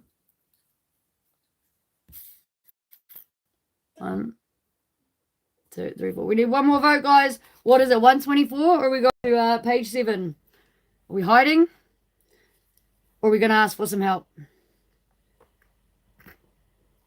Oh, we're even. It's even, guys. We need one more from each. Oh, no, we haven't had a tiebreaker yet. Shit.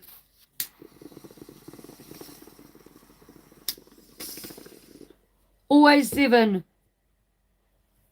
We're going 7, guys. We're going to see what or who was lurking around and sneaking up behind us and see if they can help us. We're off to see if we go to heaven, make it out alive. We're turning to page 7. Here we go, here we go, here we go.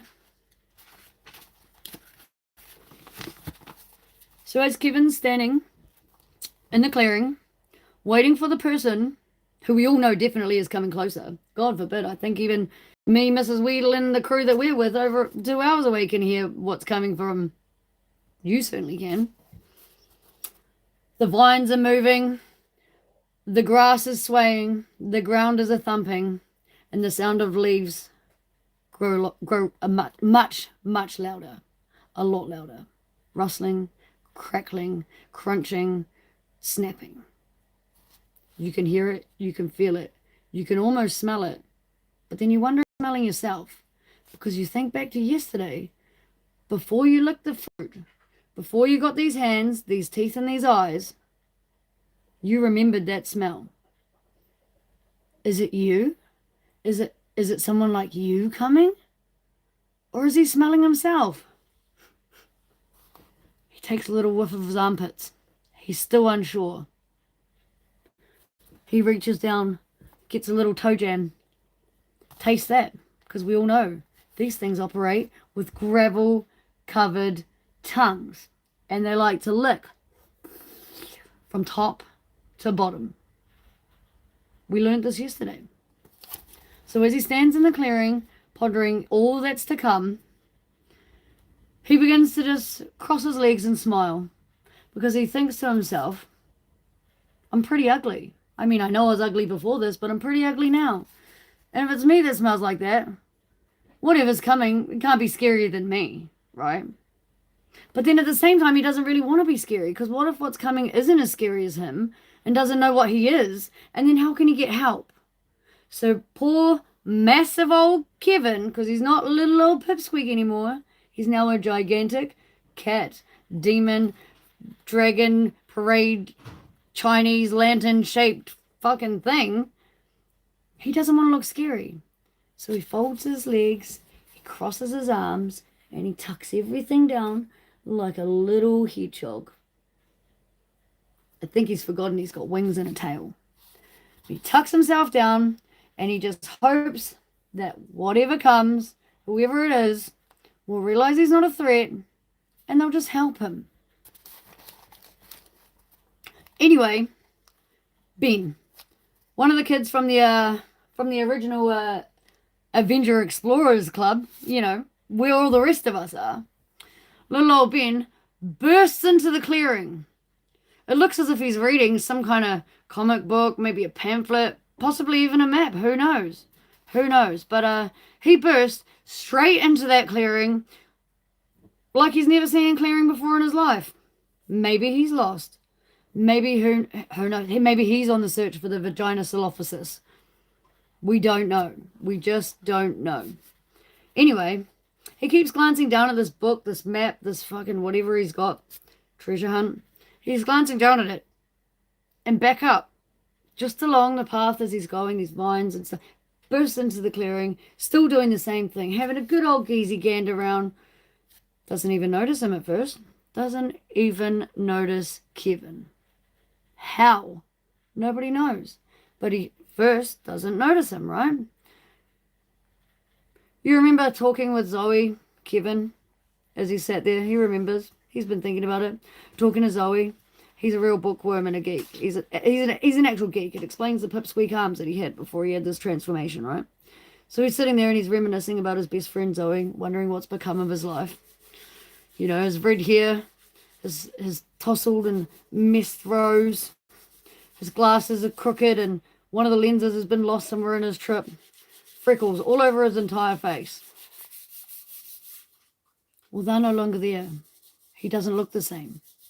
He was hoping for some kind of resemblance of recognition from Ben, but he still hasn't noticed them. However, what Ben does notice is the table in the clearing.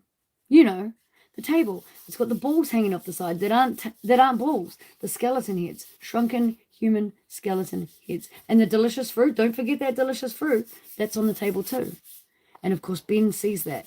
And he rushes over to it. So excited. He cannot believe himself. He thinks he has hit the jackpot. He was going foraging for some wild berries. And he's found bananas, pears, apples, and God knows whatever else was in that bowl. He rushes over there. Kevin sees what's happening and he clears his throat just to let him know that he's there. And also to let him know maybe don't touch what's on that table because this is what happened to me. But of course he knows he can't speak. He can't communicate with poor old Ben because if he does, he's going to growl and he's going to scare the shit out of him. And well, poor old Ben's going to run and he ain't going to get no help, is he? So he clears his throat. Ben spins around from the table. Quick, smart. Real quick, real fast. Always professional. His eyes grow almost as big as yours are as he stares directly at you across this clearing. He stares at you. He stares at your clothes, your sneakers, your terrifying teeth, your gruesome claws, but then back at your clothes. Does he recognize you?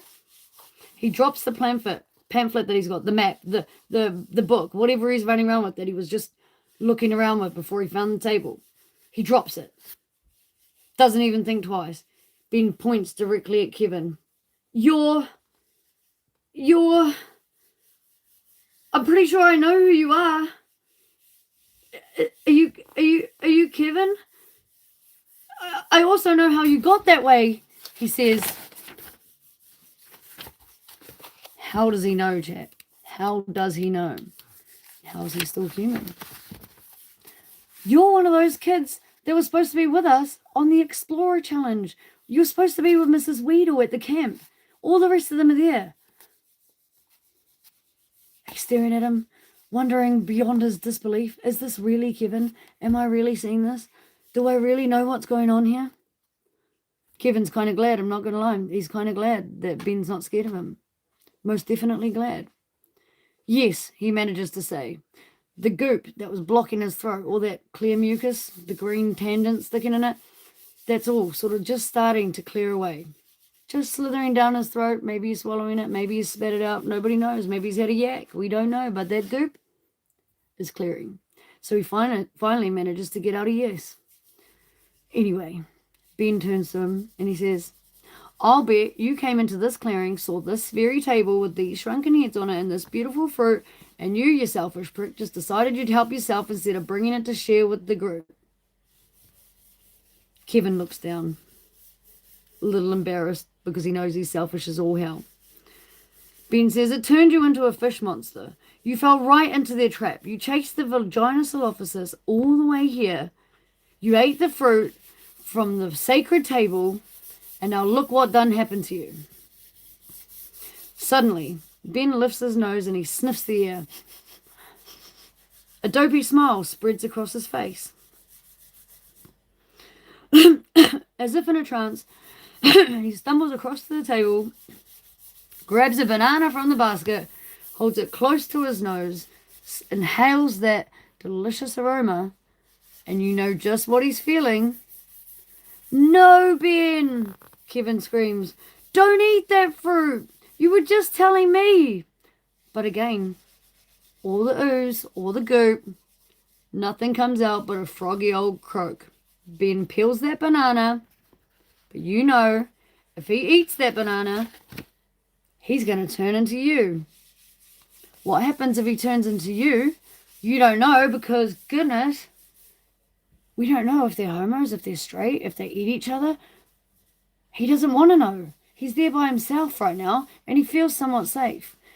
He's there with someone familiar. He still sort of feels safe, but if he turns into one of him and he don't even know what he is his own self, what is going to happen? What is going to happen, chat? let's go over to page 79 and see what's going to happen this very time. Don't eat it! He tries to shout to Ben. Don't fucking eat it! Ben lifts the banana right to his mouth. He has an odd, dreamy expression across his face. You step up to him, knock that banana straight from his hand, and throw it as far as possible right the fuck away from him and try to save his life. At first, Ben is furious. He is furious that you smashed the most best smelling banana he has ever smelt in his life right out of his hand. He's also furious that you wasted good food. Who does that? There's none of that in the forest. Who would do that, he thinks. His face turns red. And then he looks puzzled and shakes his head, as if he was walking away from something or waking up from a dream that he didn't even know he had. Thank you, says Ben. You broke the spell. Kevin says, what spell? What spell are you talking about? I've got no idea what you're talking about. All I know is I done licked that fruit and I ended up looking like this. I don't know anything about any spell. This fruit is enchanted, says Ben. It was left here by the tribe of the headhunters. You know, it was left there. We talked about this before we came in here. We were told there was sacred relics, enchanted rocks. Don't touch them. Don't look at them. Don't even breathe near them. What did you do? Kevin looks down a little embarrassed again, knowing he does everything that he probably shouldn't do, especially when encouraged by old Zoe, because we all know Zoe ain't afraid of nothing and likes to find everything kind of a little bit exciting, especially when there's an air of trouble. Anyway, Ben runs across the yard for the clearing and he finds that pamphlet that he walked in with. It wasn't a map, chat. No, it wasn't a map. It wasn't a picture. It wasn't even a love letter. He wasn't even trying to mail home to Mum. Not that you can. Once you arrive in the boondocks, you know that.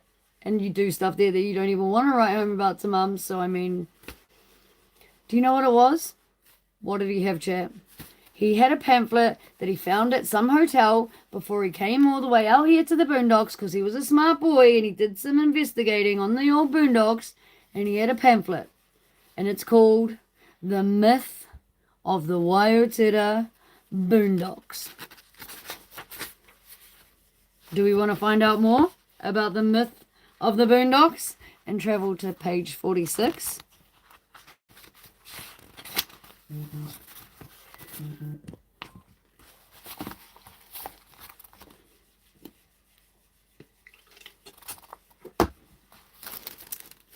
The Myth of the Waiotira Boondocks. Ben's booklet basically explains why Kevin has turned into a monster. So maybe with Ben's help after all, he can get some help and become human again. We don't know. We don't know. The headhunters in the tribes out in Waiotira, in the old boonies, guys, you know, there were medicine men, witch doctors, all sorts of crazed buffoons, cannibals, you name it, they were there. They leave this enchanted fruit out here so that people will come. And if you're not coming for that, you're chasing the dreaded Vaginissalophysis, which doesn't even exist.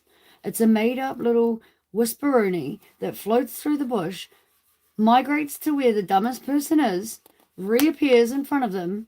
They tell everyone they've seen something and people end up on a wild goose chase, chasing after this blue waffleitis flower.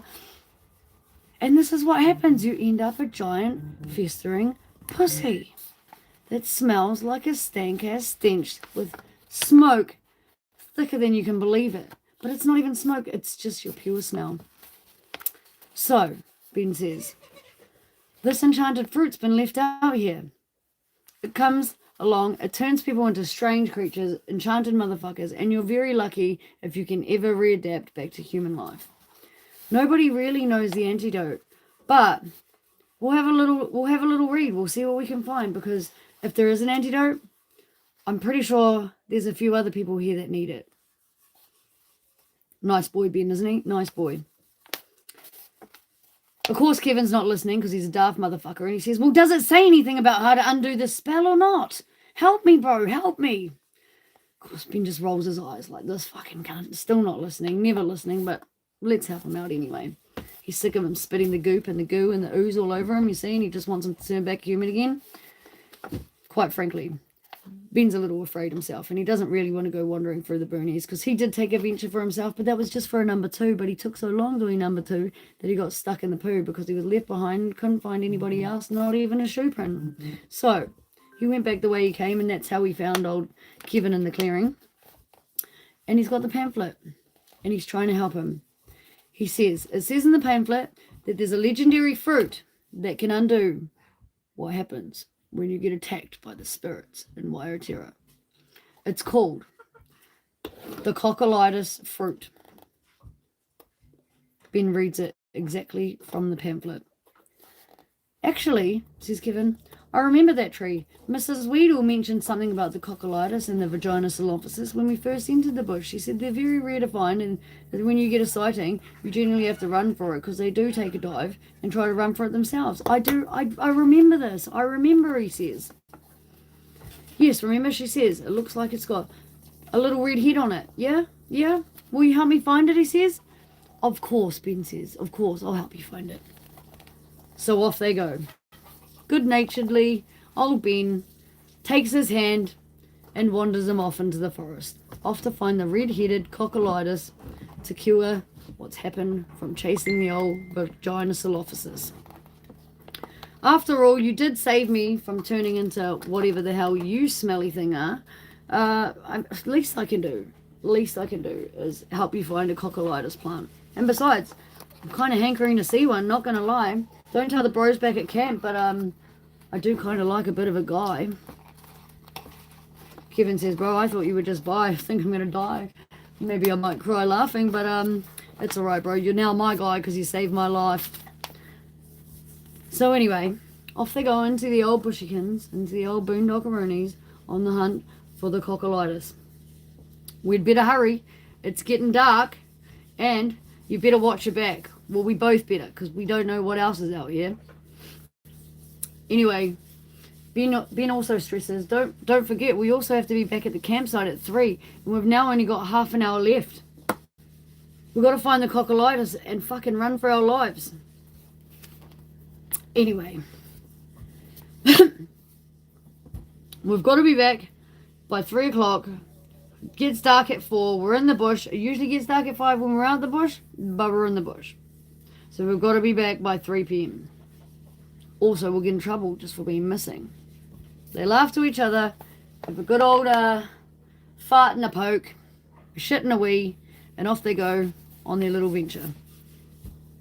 Do you remember which direction we came from? Says Kevin, daft as fuck. Ben, good-naturedly, quite a wise boy, obviously remembered which way he'd run from, because he ran back home. Instead of trying to find Mrs. Weedle and the rest of the group, he ran back the way he came. So, of course, he remembered, and he said, yes, I do remember which direction we came from.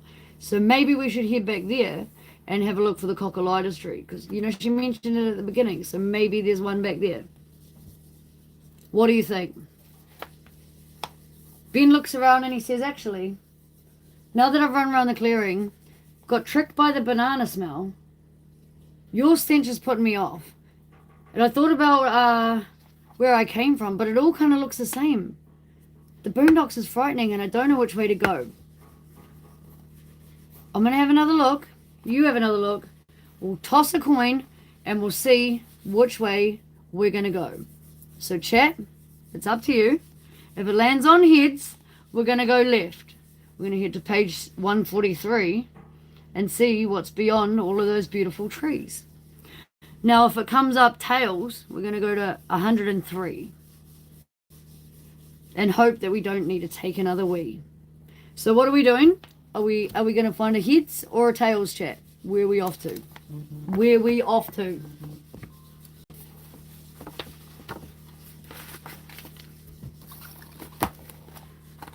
Who's flipping the coin? Where are we at? Cockolitis tree has just for sat. How did you know? How did you know? I don't know yet. We're not even there. We haven't even seen a cockolitis. Heads. I'm off to nowhere. I get you up. The table and stuff and the fire's burning outside. You don't even want to know. Heads? Should we just do heads? Alright. We're going to do heads, guys. We're going to do heads. And we're going to go to page 43.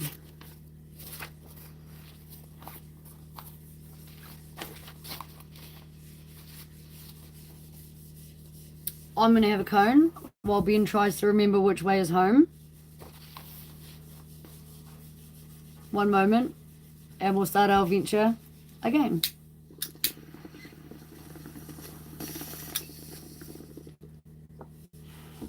Kevin says to Ben, let's go back to where you were earlier. Wherever the hell that was, let's just go back there and we'll start. Maybe we'll remember. Maybe you'll remember. So off they go outside the clearing. On their way to where they began this daring adventure to find the red-headed fruit.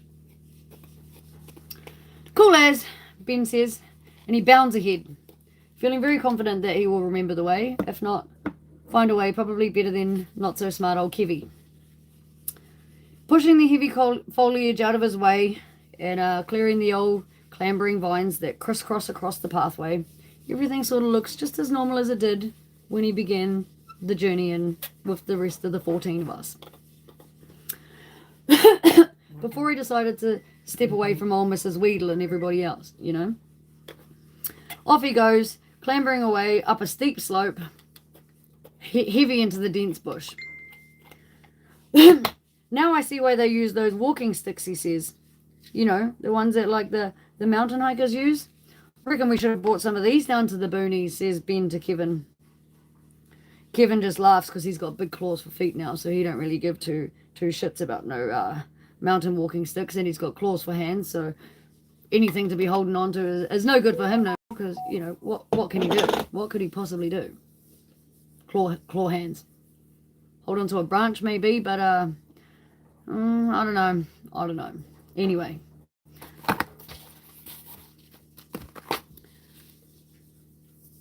Where were we? Okay.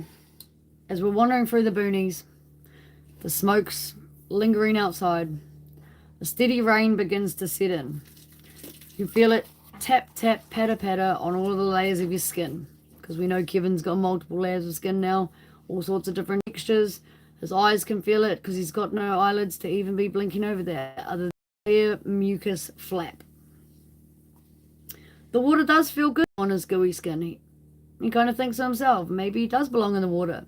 And they mistook this cat, dragon, Chinese lantern floating thing for a cat that can't go in the water. They also mistook it for a concrete machine that couldn't go in the water and couldn't swim. But he's beginning to feel like maybe he should be a swimmer and he should be in the water, because the water does feel very nice on his dry and scaly skin.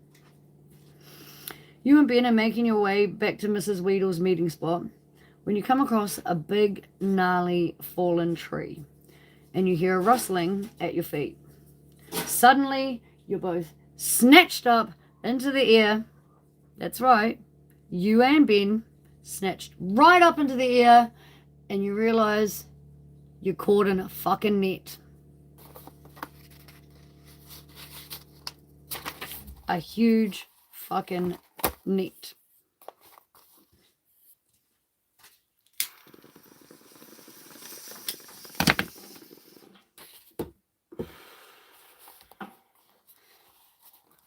So as you hang, suspended from a giant tree, or maybe 5, you're not really sure because you cannot see, all you know is the net's tangled all around your knees. Tight, tough ropes made out of those crisscrossing vines crisscross every which way all around all of your thighs, your arms, your neck, and almost in your eyes. Who the fuck put this net here? Kevin asked Ben. Quite worriedly, I might add, because we all know he's a big beast. How did that net hold him?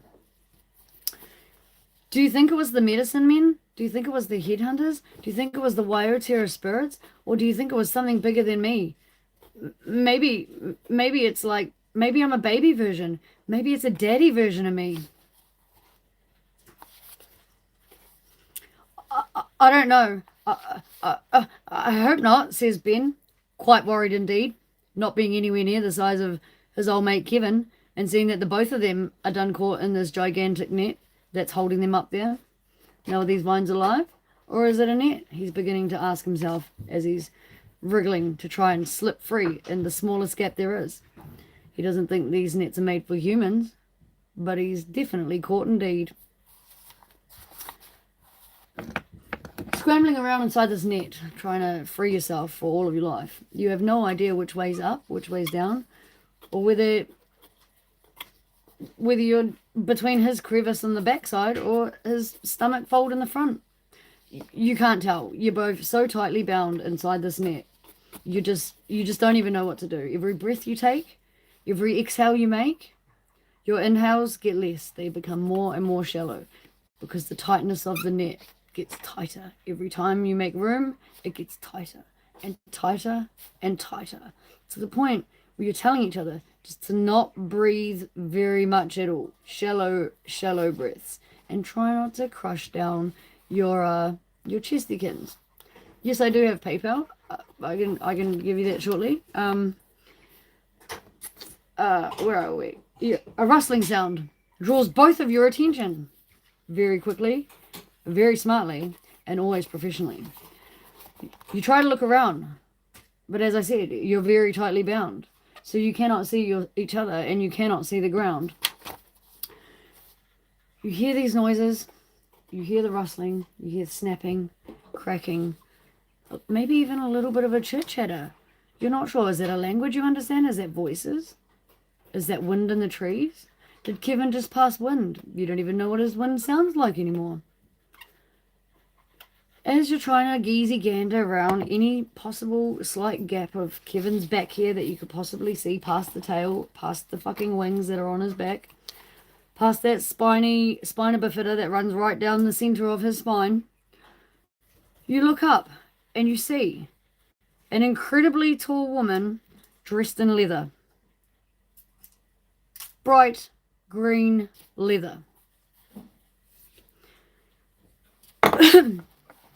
As you're staring at her, you take in every ounce, from the wrinkled face to the texture in the leather, the length of the sleeves, the length of the trouser pants. You're taking it all in. An animal steps out behind her. You can't see what it is because it's in the trenches. It's in the dark. It's in the boonies. You can't make it out. She's got animal skins on her back. But again, you're in the dark. It's boonies. You're crammed in there. And you cannot, for the life of you, make out what animal skins she possibly has on her back. Kevin's shaking. As soon as he sees the animal skins, because he now knows he's done turned himself into an animal by looking at that fucking banana back on the high table, didn't he? With the shrunken heads, back in the clearing. He doesn't know what she's there for. Is she there because she makes those shrunken heads, so he's got to worry about his buddy Ben? Or does he got to worry about himself because she's wearing a fur coat? I don't know. Do you know? Because I don't know. We're about to find out. So let's go. Right.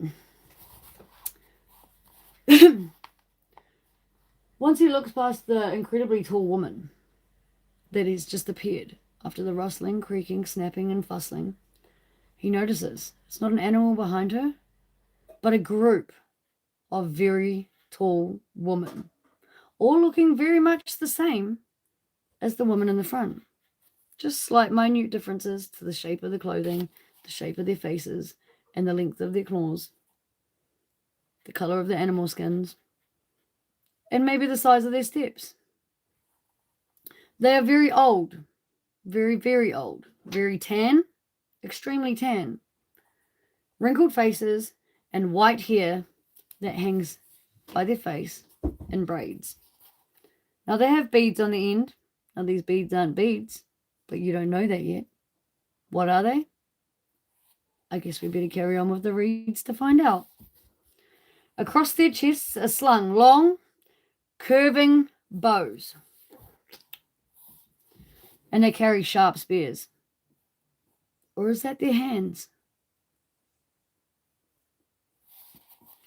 Those aren't the medicine men that I have read about, Ben whispers to Kevin. I ain't ever read about anything like this. And Mrs. Weedle sure as shit didn't tell us about anything like this. And Kevin says, No, but Mrs. Weedle did fucking tell us that we should stick with the group and don't lead astray. Don't do anything wrong. Don't try to collect $200. Don't try to get to go. Follow us to the campground and follow us home. Check out these spears, Kevin quietly says to Ben. They don't look too friendly. They don't look too friendly if you ask me, mate. Not at all. Warrior woman, Ben exclaims. I read in a comic book once that in the Amazon River, there were some ancient warrior women. They were called the Amazonians. I wonder what these ones are called here in New Zealand. Are these called the Boondockazonians? The leader of the warrior woman steps forward. She raises a decorated spear and she points it right at ya. And she jabs. She jabs very quick, very fast, and very professionally. Just like she had done this many times before. As that warrior woman's spear is aimed right directly at both your temple and your heart at the very same time. Don't ask me how, but her spear is a work of art. It was made in the Boondocks time. You feel that sharp stone point of her spear press against your arm. You feel it graze right past the skin on your shinny shin shin and tickle the side of your templikins. As the spear comes closer, she wiggles it about. You squeeze your eyes shut and you think the poo fell out. At the last moment, the head warrior woman flicks the blade to the left, and instead of plunging it directly into you and taking your life, she instead cuts one of the ropes that's holding that net, and you fall directly to the ground. You and Ben fall. You tumble, you scream, you shriek, you fall. And Kevin lands on top of you. Kevin lands directly on top of you, Ben, and it's a terrible time because he weighs half a ton. He smells like a festering, thickly ill-covered, gigantic cat, Chinese lantern-shaped dragon fucking thing right on top of you. And don't forget the goop that he coughs out his mouth upon winding himself when he lands on top of you. He coughs it straight up into the air, and we all know what goes up must come down. And as Kevin gets up and rolls around to get off the ground, old Kevin closes his eyes, tries to shut his mouth, and lets out a little frown as the goop comes directly down,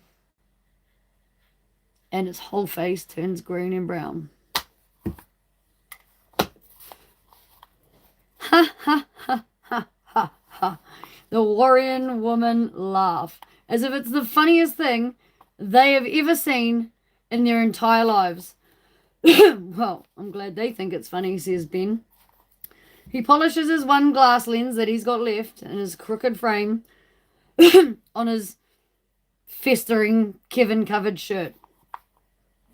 They're both lying on the ground, covered in shit, covered in dirt. The head warrior woman holds up her hand for silence. Enough! The other woman still can't stop laughing abruptly. The warrior woman drops to all fours right next to you. She peers into your face, deeply, examining it all. Examining every crease, every fold, every fur, every fluff, every piece that's out of place, every place that's out of piece. She touches it, she looks, she sniffs. You can almost see your own reflection, Kevin, as you're looking deep into those large black pupils. Because that's all she has, is pupils. Kevin's gooey, grainy, grey, scaly skin, his big, glassy black eyes, those extra large, bulging black eyes, and those rows of long, sharp teeth. The warrior woman reaches up to scratch her own back, and a tiger skin bag hanging from her side falls completely open on the ground, right in front of you. And inside that bag, that tiger skin bag, what do you see? Fall out of there, Kevin. But a shrunken head. And it rolls right out of that bag, right across in front of Kevin, and straight into Ben's lap as he's trying to pick himself up off the ground covered in crap. Instead, Ben draws back in shock.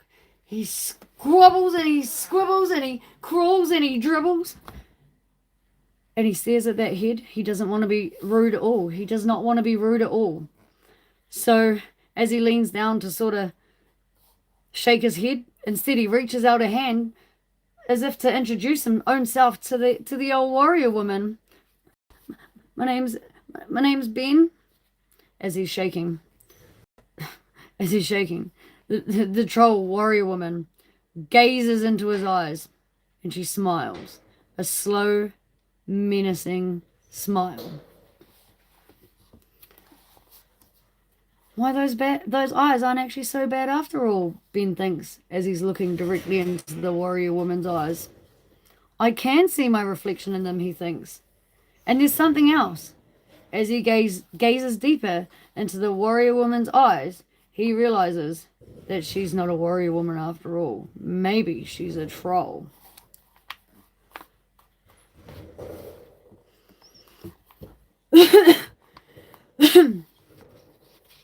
We've got to go to page 95 and find out if we are still alive.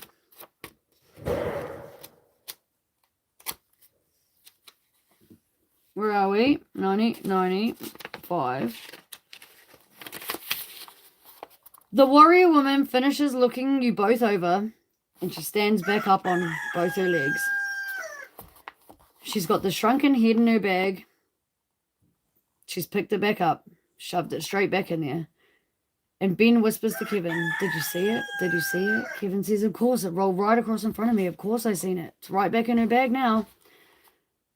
So they look at each other, afraid to say too much more. Afraid if these women even really understand the same language. They just don't really know what's going on yet. They're still just assessing the situation, wondering whether they should run, cry, or just hold their breath until the moment they die.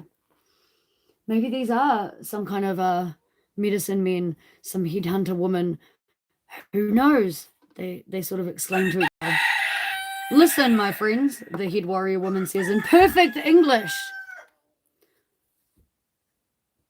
The medicine men have struck again. We've got to help these kids reverse the spell that's been put on them. We need to help them, say the warrior woman. My name is Unga, the warrior woman says as she announces herself to both you and Ben. She puts out her hand and offers you both to stand up. Helps you back to your feet, tries to dust you both off, and introduces you to the rest of the clan. The medicine men, the headhunters, they're our enemies, our arch enemies, she says. We hunt them down like poachers in the woods trying to take our meat. But we do try to help the unfortunate, although we don't look very fortunate ourselves, so it kind of scares the unfortunate, and most of the time they end up running into the wrong arms. But today, we caught you in our net, so would you please accept our help? Unga extends out her hand to introduce herself in a proper introduction, the traditional warrior woman way, where they grab your hand, spit in your face, take a shit on your foot, and then rub it in there with the other one, if they tell you what their name is and wish you a good day. You still both got your eyes on the old shrunken head in that bloody tiger skin handbag. Even though she's saying she's nice, she's shaking your hand and she's explaining a few things and it could be making sense.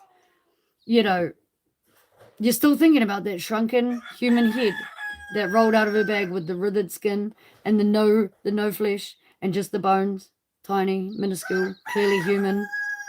How did they shrink? How did they get that small? You've so many questions. You just so many questions, but you don't dare ask any of them. Neither of you do. You don't even murmur to yourself, Kevin and Ben. You don't. You just wonder. Both at the same time, the same things. Can you both really trust these women? Or do you think you should go on your own ways? Do you think you guys are better off on your own selves? You look at your watch. Ben exclaims, it's 2:30. It's 2:30. I think my watch is either broken, but I said it was 2:30 before. I think we're late. What are we gonna do? Are we gonna let them help us, or are we just gonna try and find Mrs. Weedle? What are we gonna do, chat? It's up to you. If we want to accept their help, I'll listen to you, and we'll go to page 122. If we'll turn down their offerings and their crazy little heads and their wretched little hands, we'll run across to page 53 and find out if the best way is free. Are we going to page 122 or are we going to page 53?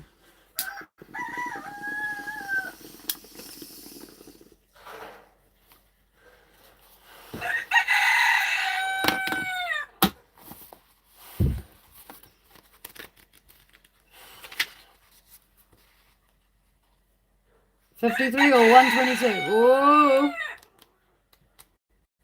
We're getting somewhere.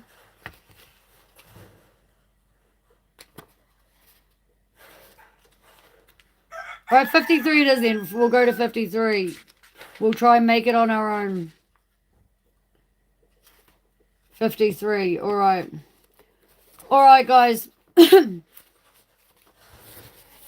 says it's very nice of you to offer us some help as he's slowly backing away from the warrior woman.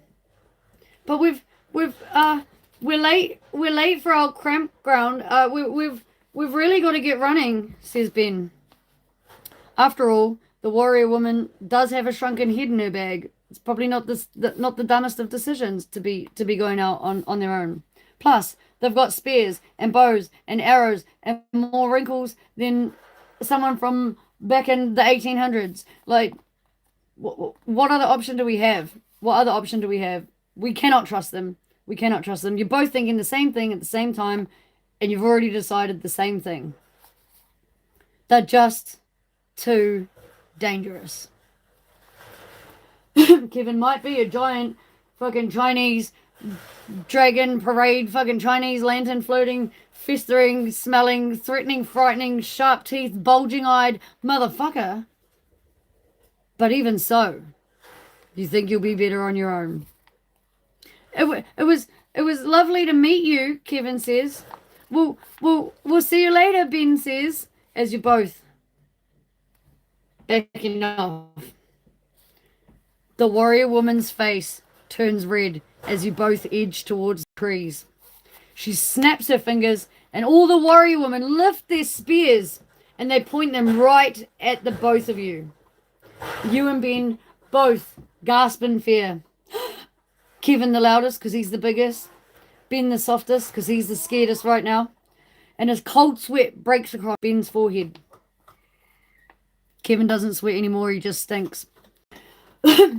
Okay, the warrior woman says, I admit it. We're the ones who put that magic fruit there, and we're the ones who turned you into fucking monsters. We are the medicine men, the headhunters, the warrior woman, and the purple pussy people fucking blue waffle eaters. And we want your heads.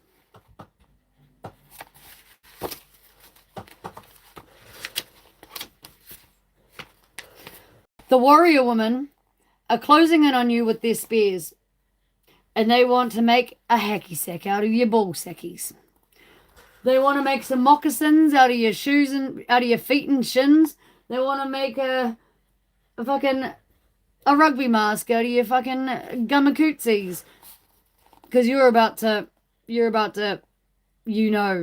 what you're about to. Time to scram. Time to fucking scram. Time to run. Time to fucking fly. Time to crawl or time to die. And without a word, the both of you, Ben and fucking Kevin, leap up and run. Your legs are moving before the fucking touching the ground and you're off. You slip past all the warrior women. You race into the jungle, breaking through the leaves, across those crisscrossing vines, across the little stream, past some rocks, running. You have no idea left or right, up or down, which way you're supposed to be going, but you're fucking running and you're gone. Those exotic flowers, those plants, they all blur before your eyes. You're pretty sure you've seen another Vaginosylophysis. You're pretty sure you've seen a Coccolitis. You almost want to stop, but you ain't done that either. You're still fucking running. The both of you. Hard, fast, real quick, real fast, always professional, clambering through the bush to try and save your lives. The worry woman, hot on your heels, hooting and hollering right behind yous. You thought they were gone, but they ain't, because they're 6 foot tall on each leg, let alone the torso. Even though they're old, they fucking run fast. They run like they're from the boondocks, because they are. And carrying Ben is now weighing you down. You fucking drop him on his own legs and tell him he's got to run by himself. You thought it'd be faster because you're so big you could carry him too. But there ain't no way that's happening. So you ditch Ben, because we all know that you were a shit cunt from the beginning, Kevin, and, you know, leave everyone on their own selves and try and fight your own battles. But piss weak, you couldn't do that. You turned into this giant monster, and now you're ditching your friends. So obviously you're still a shit friend. But anyway, you drop your mate, you fucking leave him for dead, and off you go. Arrows zinging past, right between the old knackaroonies as you're running, both of you, hard and fast. Smashed by cutty grass, smashed by flax, running through the gorse, straight through the blackberries. Ain't even time to unload the number 2 that's already running down the back of your guy's legs. Ain't no time for that. Still running. Ben screams, "No!" Kevin screams to a stop. Ahead of you, Kevin, the ground falls into a dark pit filled with a bubbling, oozing, multicoloured tar. An arrow flies over his shoulder, and it lands in that very tar, and the tar swallows it up without even a second thought. A little burp, a little pop, a little fart, and a little toot comes out with a splat of some fucking gooey tar. A vine dangles right in front of Kevin. Ben looks at it. He looks at Kevin. He looks back at it. He looks at Kevin and he says, "What do you do? Do you think I should go first? Because if you go on it and you break it, I might not make it. Now, if I go on it first, and something happens, well, then at least you might make it. You know, you might actually live to survive." Ben and Kevin stand there on the edge of the wilderness, on the edge of the ooey, multicoloured tar pit, pondering their life's decisions that led them to where they got. And now they need to ponder some more. So it's your turn, chat. To swing on the vine and try and get across, we're going to go to page 54. To jump over the pit, try and jump over the pit, we're going to go to page 75. What are we doing?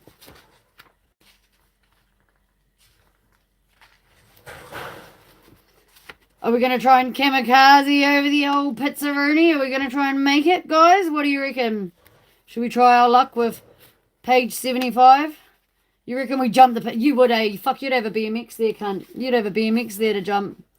Right, we're going to take a dive to page 75 and see whether we live or die, guys. Here we go. Page 75. The bubbling tar pit isn't that wide. It's a little longer, a little deeper, a little smellier, a little hotter, a little creepier, a little... It is the blue waffleitis breeding grounds where all of those Vaginosylophyses breed from, migrate from, levitate from, and return to. This is the hallucinogenic pool that you never want to enter in your entire life. Maybe you can make it. Maybe you can make it if you just take a big running leap and a running fuck at that fucking rolling tar pit. Kevin says to Ben, "Jump for it, bro, jump for it." Ben, of course, listens to his buddy old pal Kevin, and he takes a few steps back. Few more steps back, looks at Kevin, and he says, "I'll see you on the other side." He gets his run up, and off he goes, like he's doing the long jump of his life, entering the Olympics. Off he goes. He takes a fucking running leap for the other side. Ben almost makes it. Ben almost makes it. As his feet land down on the bank on the other side of that bubbling tar pit, the ground moves, the ground shakes, because Kevin leaps at the same fucking time. The selfish cunt, he didn't even wait. He wanted Ben to be the soft landing on the other side. And of course, he was doing his big run up, and as Ben's feet were doing the touchdown on the other side, they slipped, he wobbled, he teetered, he tottered, he himmied, he shimmied, he swam, he backstroked. His feet slide backwards down the hill like Josh did with the tractor. Slipping, sliding. He tried the running man. He tried the moonwalk. He tried everything that motherfucker could possibly do to get himself out of the oozing pit that he'd found himself done in the fucking boondocks. They slide straight into that steaming pile of tar. He falls backwards, arching through the air. Splat! The sticky tar dissolves, covers every ounce of him within 3 seconds flat. And before you know it, Kevin lands right on top of him because he's too heavy to jump, and that motherfucker's so dumb he forgot he's got wings. And of course, the both of you flounder around as Kevin tries to save his life while drowning you. And the more he struggles, the deeper he sinks, and it looks like the both of them are stuck for fucking good. The end. You died. You fucking died, guys. Don't trust Michael to tell you to jump a pit, guys, because you fucking died. Mate. Welcome to everybody that's here anyway. I didn't really get to say hello to anybody, as you could see. I was reading a story, but welcome aboard, guys. Welcome aboard. Hope you enjoyed the made up a Rooney story from the box, across with a little bit of inspiration from Goosebumps.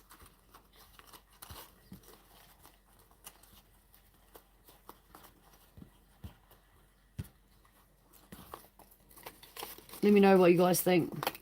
Give me a rating out of 10 for that chapter there, Michael, and everybody else, if you feel ever so inclined. Less swearing, and it would have been better. All right, Wills, I'll try that for you next time.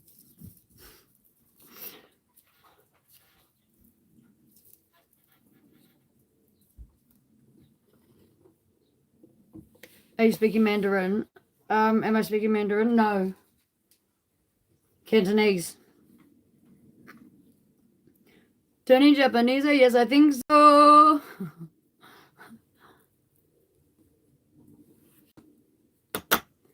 What's this? I don't know what I've missed. If anyone wants to ask anything that I haven't answered or anything in this chat, feel free to now, because like I'm not reading a story now, so y'all can. Was there anything really that I missed, guys?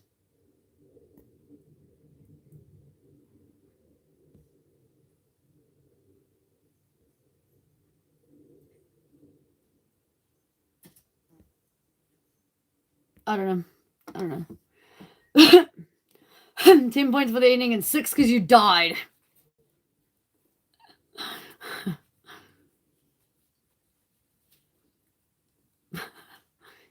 That was your fault. You led us to the ending. You took us there.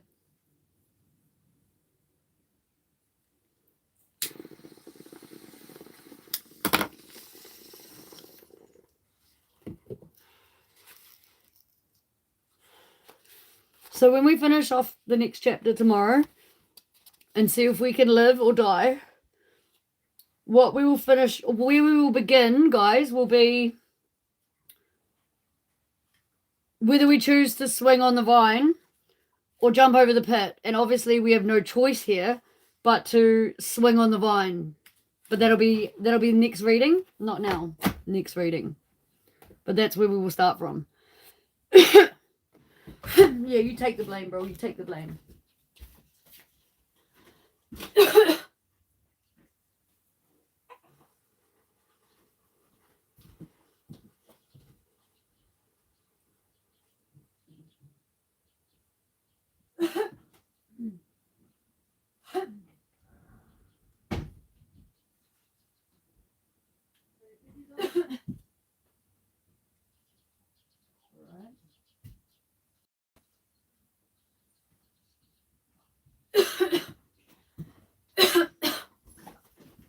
Hello, Stashi.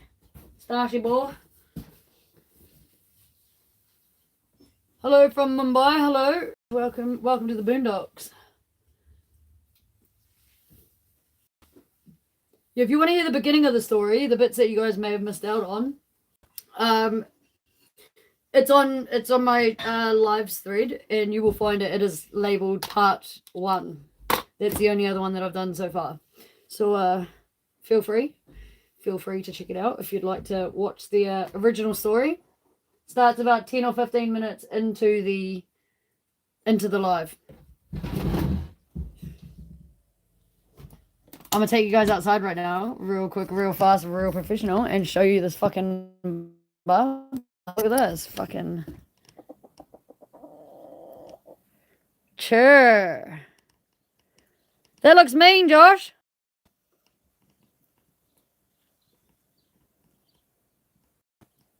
Bro, look at that. How much water is in that fucking steamy shit. Eh? I said it looks mean. Yeah. How's it working? Yeah. I haven't put the water on. Oh, well, fucking looks like water's coming in there. Just put it in there. If I did put it on. Oh, I can look at that exploded. You should fill it now, because then when Dejas gets back, he'll want to jump in it.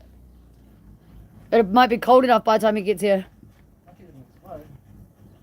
No, because it only starts off really hot like that and then it cools down. Oh, yeah. And it starts coming out like normal temperature. It depends how the crank is, fire crank, and how hot it comes out. Yeah. Right.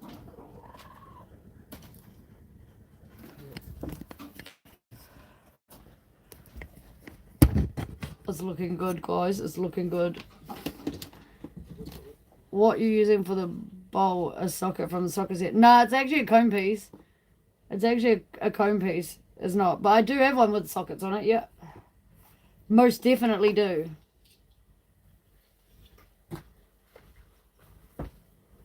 I just gotta move a couple of things around here, guys. Like, that can go in the Jeep, out of the way. I just gotta chuck something in my car. Hang on.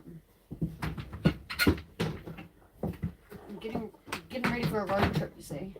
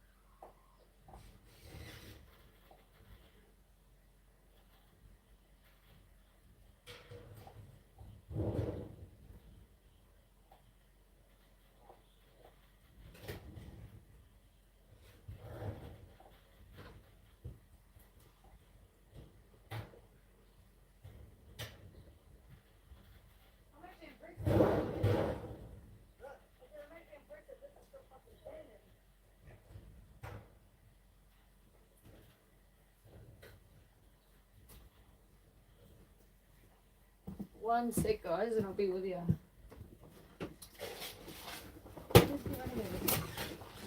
Go, over there. Go on.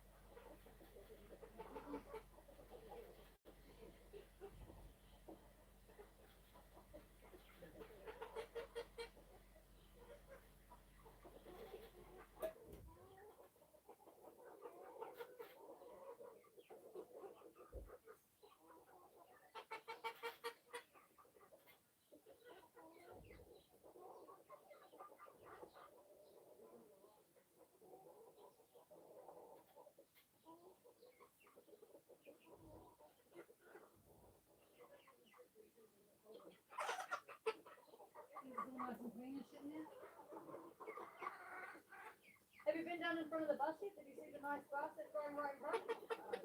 Oh, when you go down, it's literally right in front where Patience's house was for a while there. It's like lush grass, man.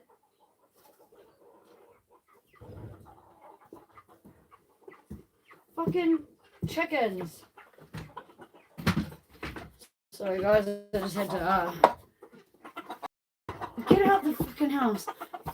Hang on, give me 1 moment to deal with these animals. And the fridge is so fucking cold.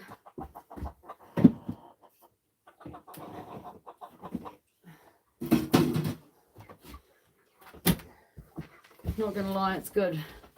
Are you in New Zealand? Yes, I am, Evelyn B. Thanks for rating the reading too, by the way, Evelyn. Wonderful of you.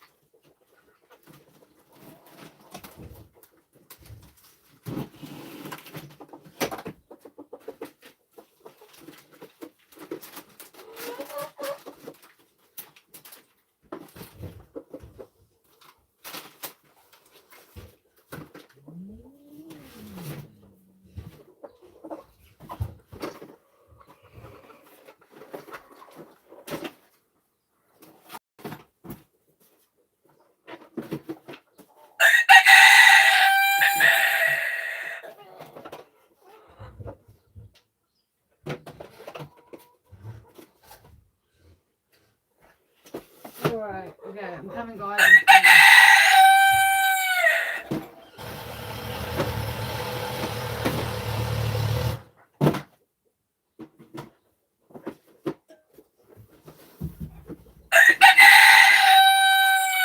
Shut up your face! Shut up your face! Shut up your fucking face! Get out the house! Eh?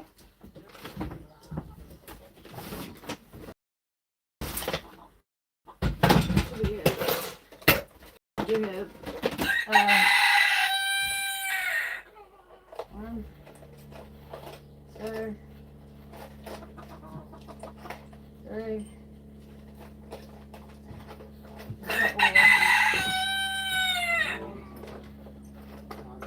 Oh, have you? Oh, no. Oh, no, no, no.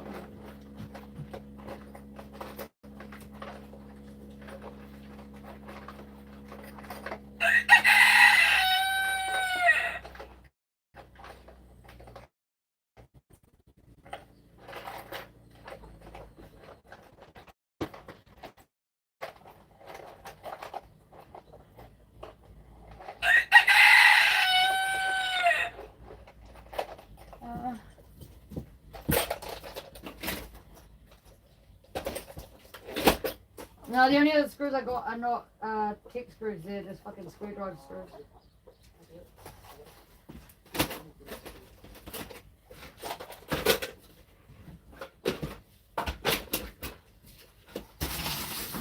Right, much better. Sorry guys. I bet you're hanging out to use that bath later. Oh, I won't be able to. I won't get that luxury. My cousin and my little cousin will be back later. I mean, I could. All it would just take is just saying that one of us is using the bath and like we're all kosher like that. But Yeah, that'd be like something that I would enjoy, like when my cousin and stuff go to town and I'm here for the day by myself, or if they go away and I'm here house sitting again. But my cousin gets back tonight, so I need to go down to the Waikato and go see my dog and stuff down there. And go do a few errands that I haven't been able to do since I've been stuck here. So for the next week, I'll be off doing my own thing anyway. So tonight, I'll be like loading up the car, well, organizing the car, sorting out the mess in the car, and getting ready to do my road trip down. I don't know if I'll leave tomorrow or Thursday. I'm not really sure yet, but yeah. I won't get to enjoy it anyway, not straight away.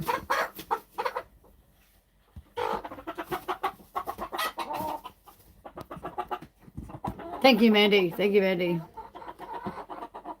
It was a little bit of a harder one to do today, I'm not going to lie, because I did have a late night last night. Well, actually, I got up early this morning because cat fur. I got up early this morning because the dogs wanted to go out at dumb o'clock, and then I thought, well, I'm already up, so I may as well just go and have a look at the live of John's. So I went and watched that, and then time to feed the animals and things. And then I was busy all morning running amok. Didn't really stop, just doing a few things around the place, getting it ready, packing my stuff and whatnot. So although I was sitting down doing nothing in the time that I was telling the story, I was still in the same time, because I got OCD, I was still in the same time every now and then, like looking around at the things going, oh yeah, I still need to put that in I still need to take that with me. I need to move that before they're back. You know what I mean?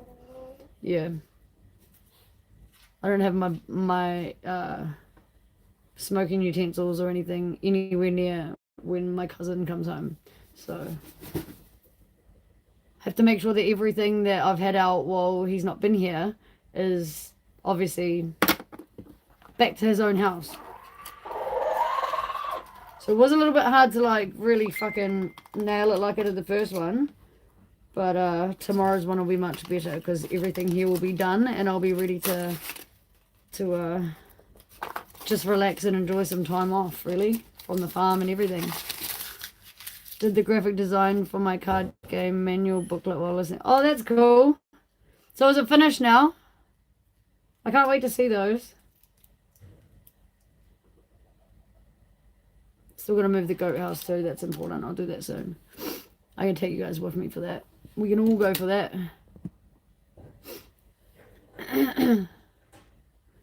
Yeah, she'll have a nice hot bath. I've tidied up all around the front of the fireplace like 3 weeks ago for her before she came back. Cleaned the path and everything down again today, the deck and everything. I do need to clean out the shower room because it's still full of hay, and move my hay. And then that'll be like a brand new room for her too, because that was just like set up last minute as sort of a shower room when we got the shower, and then everything's just been added to it. Just throw a chair in there, throw a basket in there, throw some body wash in there, and nothing was really organized. So I might just try and organize that a little bit for her too, but I could stay on live while I do that and just chat with you guys while I do that. Her bedroom is way cleaner. Even this area here, although it looks messy to like you guys, my cousin's priority in life is raising her son and spending her time doing that rather than focusing on having the tidiest of houses, if you know what I mean. Like, she'll do dishes when she needs dishes, and they'll eat off clean plates and things like that, don't get me wrong. But for the most part, she'll just move something to do something else because she'll want to do something with her kid, and moving all the dishes off the bench right away to go do is not her priority, you know, because she'd rather just get down on the floor and play some card games or something with my little cousin, which is cool. So yeah, I'm just hoping that she's happy, because last time I cleaned her house, she was all like, for a week after, she was like, oh, I feel bad, Sam, like I can't keep it as clean as what you had it. And I'm like, Cuzzy, I don't clean it so that you keep it cleaner. I'm not doing it for that reason. I'm doing it so that you come back after being away for a few weeks, traveling around, you've got loads of shit that you left with, probably picked up a few things that you've got while you've been away. You've got to bring things inside, you need to have room to put it inside, and nobody wants, on the first day they've come back from being away for weeks, traveling around in a car, no one wants to have to unpack all that shit in your house the minute you get in because there's no room to put it anywhere. Like, you just don't want that because you've already been living tiny in a home, like in your car, sorry, and then you come back to your tiny home where there's no room for anything. So yeah, so I cleaned everything, like cleaned all the fucking Mr. Pisser from where he's been pissing under the goddamn seat 1,000 times, and trying to keep him out of the house. So hopefully she comes home to a nicer feeling place. And hopefully she doesn't like feel bad about it, like that I cleaned it. That's all I care about. I'm not like trying to make her feel like she's dirty. I just want her to feel like she can actually come and put her things down and then still carry on with her life for the day until she's got time to unpack because there's room. And she doesn't have to do some dishes to make some food here like she would have, because when she left, she just left and there was dishes and everything, you know, like hadn't been done. So it would have been a nightmare to come back to. An unchanged bed, dishes everywhere, the cooker not working, which works now. What else? The hot water, oh, the water wasn't working. The water was stupid. It just kept fucking pissing out the wall. The solar wasn't working, so she's definitely coming back to a new house now, I feel. I feel like she's going to feel like she's almost living in the city again, actually, so... I'm not gonna lie, I'm kind of stoked about a few things that I've done for her, but I'm not gonna lie, I'm also kind of nervous about a few things that I've done because I don't want her to feel like I'm trying to stand on her toes or make her feel like I think the way she lives is wrong. Do you know what I mean? Does that make sense? I don't know. I don't know, guys. That's just what I think.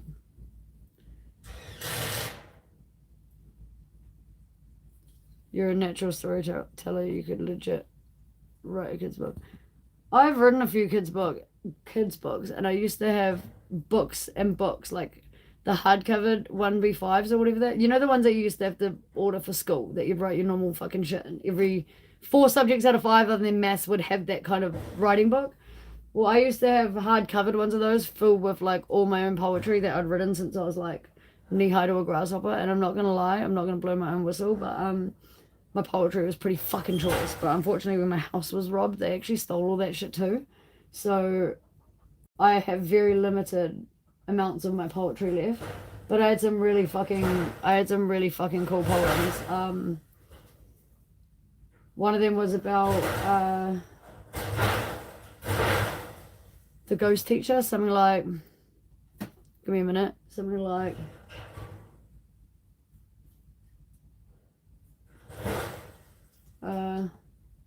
something along the lines of the teacher, she walks through the class, writing on the board and shit, like straightening chairs and whatever, smiling away to her absent class, basically. You know, like she puts this away, puts that away, there's a shimmer of glass and she smiles and waves to her absent class or something like that. Wasn't along the lines, but it was very long. It was a very long poem and it was very fucking cool. And it sucks that I don't have any of that stuff now.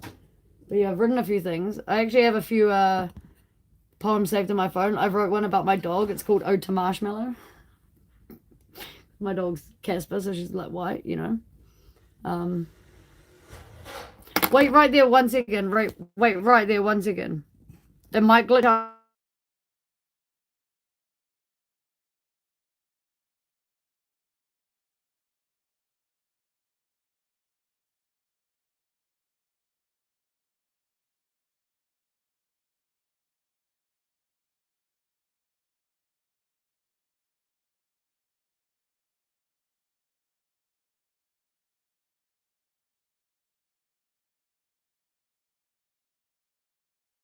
A poem in here, but the first 2 lines of my Ode to Marshmallow for my dog was something along the lines of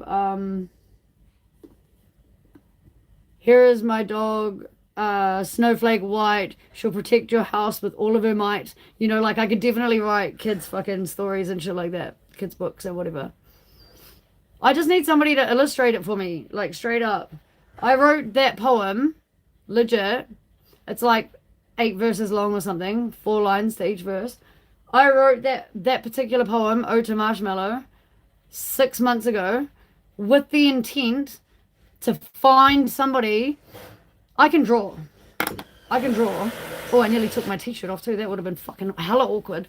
I can draw, don't get me wrong. Like, all of this, on the back of my arm, I drew all of that. I didn't tattoo it on there because I'm not that talented, but like I drew all of that, so I can draw. Like, don't get me wrong, like I can draw and stuff, but it's just having the time to actually do that. But I need to find someone who's good at drawing like cute, cuddly little fucking kids animations, and I want somebody to draw me some pictures, like for each verse could be a page, or if you split each verse into 2 pages, you might have like a 12 to 16 page kids book or something, you know, big full color, and then like a little blurb at the top with like a couple of lines. So that's what I'm trying to find, is somebody that can draw kids animation, because like I have quite a few things that I've written that I would love to just like get printed and then go take into like Starship Hospital and stuff like that, and give them brand new books for like the sick kids and things like that in there.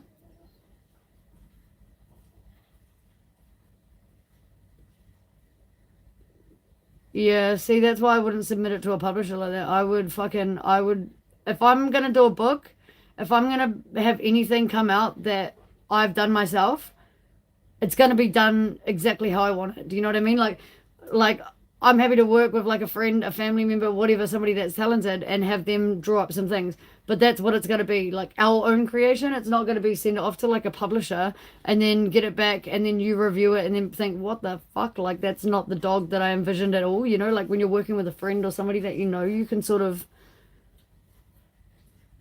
pass ideas backwards and forwards and you sort of know what you're working with, you know. Whereas when you leave something in the hands of a publisher, they don't just like proofread your shit and make sure there's no spelling errors. If they're going to send it off to somebody else that they know to do the artworks, I would not be happy about that. Yeah, I don't write any AI shit, bro. Like I write my own. I don't use AI for anything at all. I've written poems since I was like young as fuck. In fact, when I went to high school with old Pooch, that's in the intermediate and high school with Pooch, that's in the chat, and intermediate was when 9/11 happened, and we had to write poems in our classroom. I don't know if you remember, Michael, but we had to write these fucking 9/11 poems as it was happening that week, and mine actually got printed in the New Zealand Herald for like the whole country to see. Yeah, it was crazy.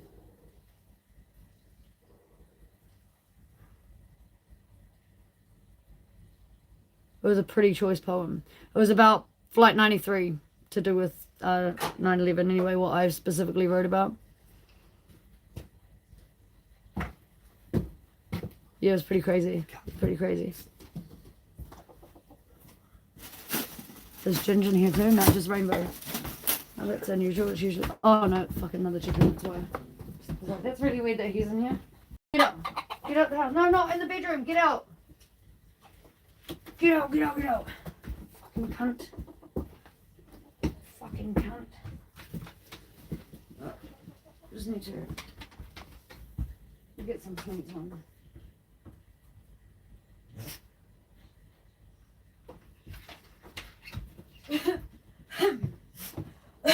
Hello, Weasel. It's nearly dinner time. Nearly dinner time. Almost. Yeah, and AI is like, your story is going to sound the same as somebody else's, just with a couple of different keywords. You know, like eventually all kids' books will end up sounding the same because they have the same sort of gist, I guess, if it's all done by AI. Get up. Get up, punk. Go on, Bubba. Get out, Dick. Don't take the dog. Fucking tough guy, eh, when you're by yourself. Fucking rainbow.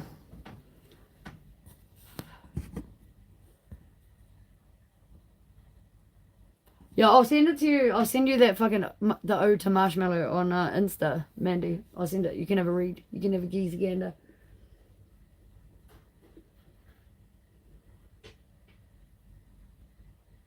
Yeah, it was out the gate, actually, the poem that I wrote as a kid. It was something along the lines of, eh? Oh, yay.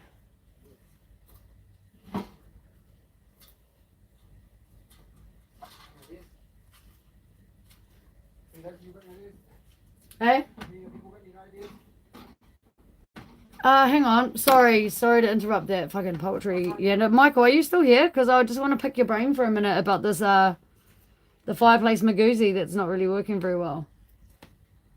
No, just a plug. You know, just making a quick plug. Oh, I'm making a quick plug. Yeah.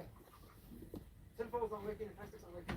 Any ideas to make a quick homemade Magoozy plug if tinfoil and like fucking glad wrap and shit ain't working? Is the plug the same size as the plug in the bathroom? In the bath? Bathroom, just put tinfoil. Yeah, but is the plug the same size in that as what's in there? Oh, damn it, because I was going to say what you could do is get silicone, put glad wrap in there, fill the plug with silicone, and then fucking let it dry or whatever, because it only takes half an hour to dry. Pull that plug out and then you'd have a plug. Yeah. One of this thing's too small, and then it's too big. I'll fill that one. It's just, I thought something, you know, some was like, oh, try this. Any ideas for a plug, guys? Bottle cap and a sock?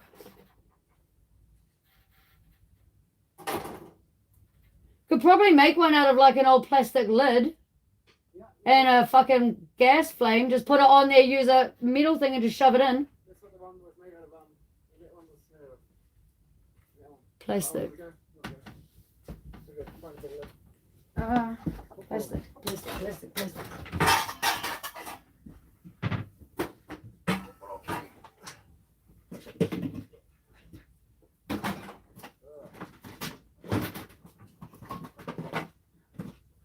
What about one of these? Will these fit in the plug? I don't know.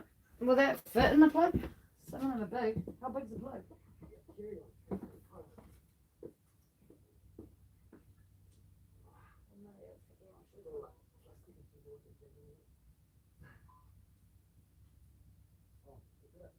it?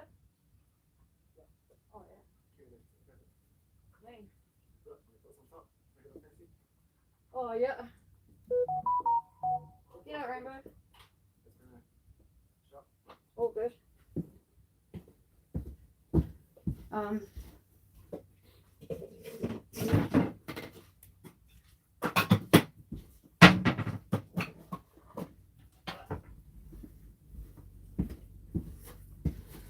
I think the beginning of...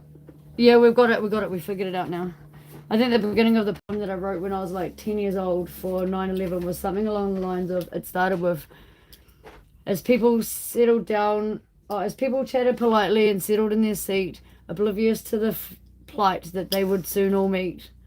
Something about the extraordinary bravery of the people on Flight 93. Oh fuck, I don't know. But yeah, it started with those first two lines anyway, which is fucking out the gate for a 10-year-old, bro. Out the gate. I was a very smart child. Very articulate child. See you later, Mandy. Catch you later. What about a socket and some cling wrap? Yeah, Michael said a socket and some cling wrap. Oh, yeah. We've got a carry juice bottle. Yeah.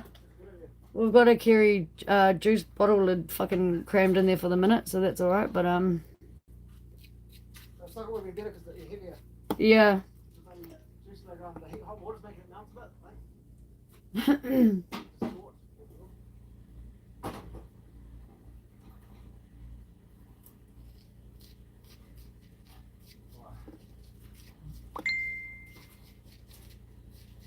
The bath is filling though. The bath is filling.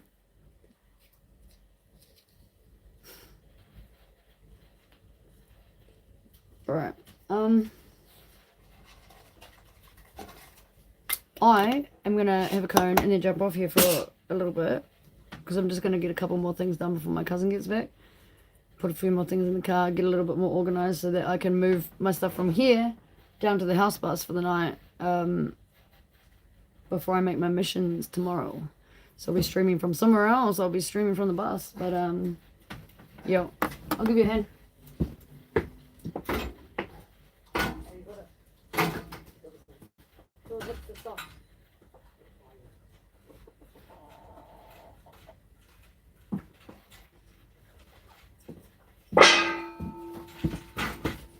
Yeah, try and get a couple more fucking things done for my cousin before she gets back. Make it a little bit better here.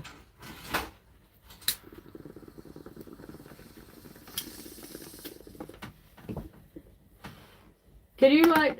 I'll show you something. Can you do something for my peace of mind? And maybe for Deja's now that she knows about it. But like the other day, I put the nail through the bottom of my foot, and I'm just worried Deja might go off the track one day or whatever. And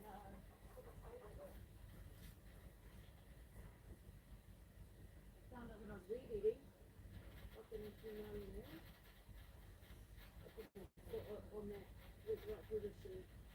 And I was trying to. I was actually trying to go down, and I was straight in the bottom of my foot. Fuck.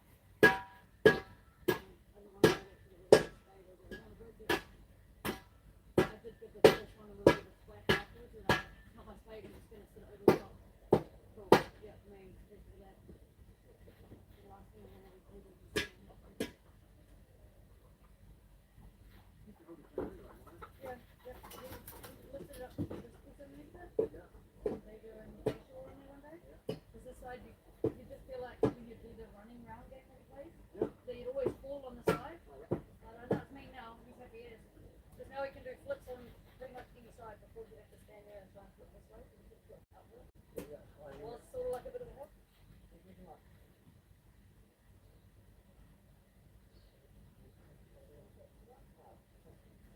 Oh, yeah. Give me 2 seconds. Yeah, if you want to do, yeah. Forever. What I was thinking, oh hang on, just jumping off this live, 1 sec. Yeah, we're just gonna go do a little bit of workaroonies on the old chicken coops. You guys can stay there if you want, but I don't think it'll be that much fun. I will come back on live in like half an hour, 45 minutes or something. I just get these things done. Put it on the widescreen view. Yeah, I'll reload, but I have to turn the screen horizontal actually, because then you can see what we're up to outside. Yo, new feed.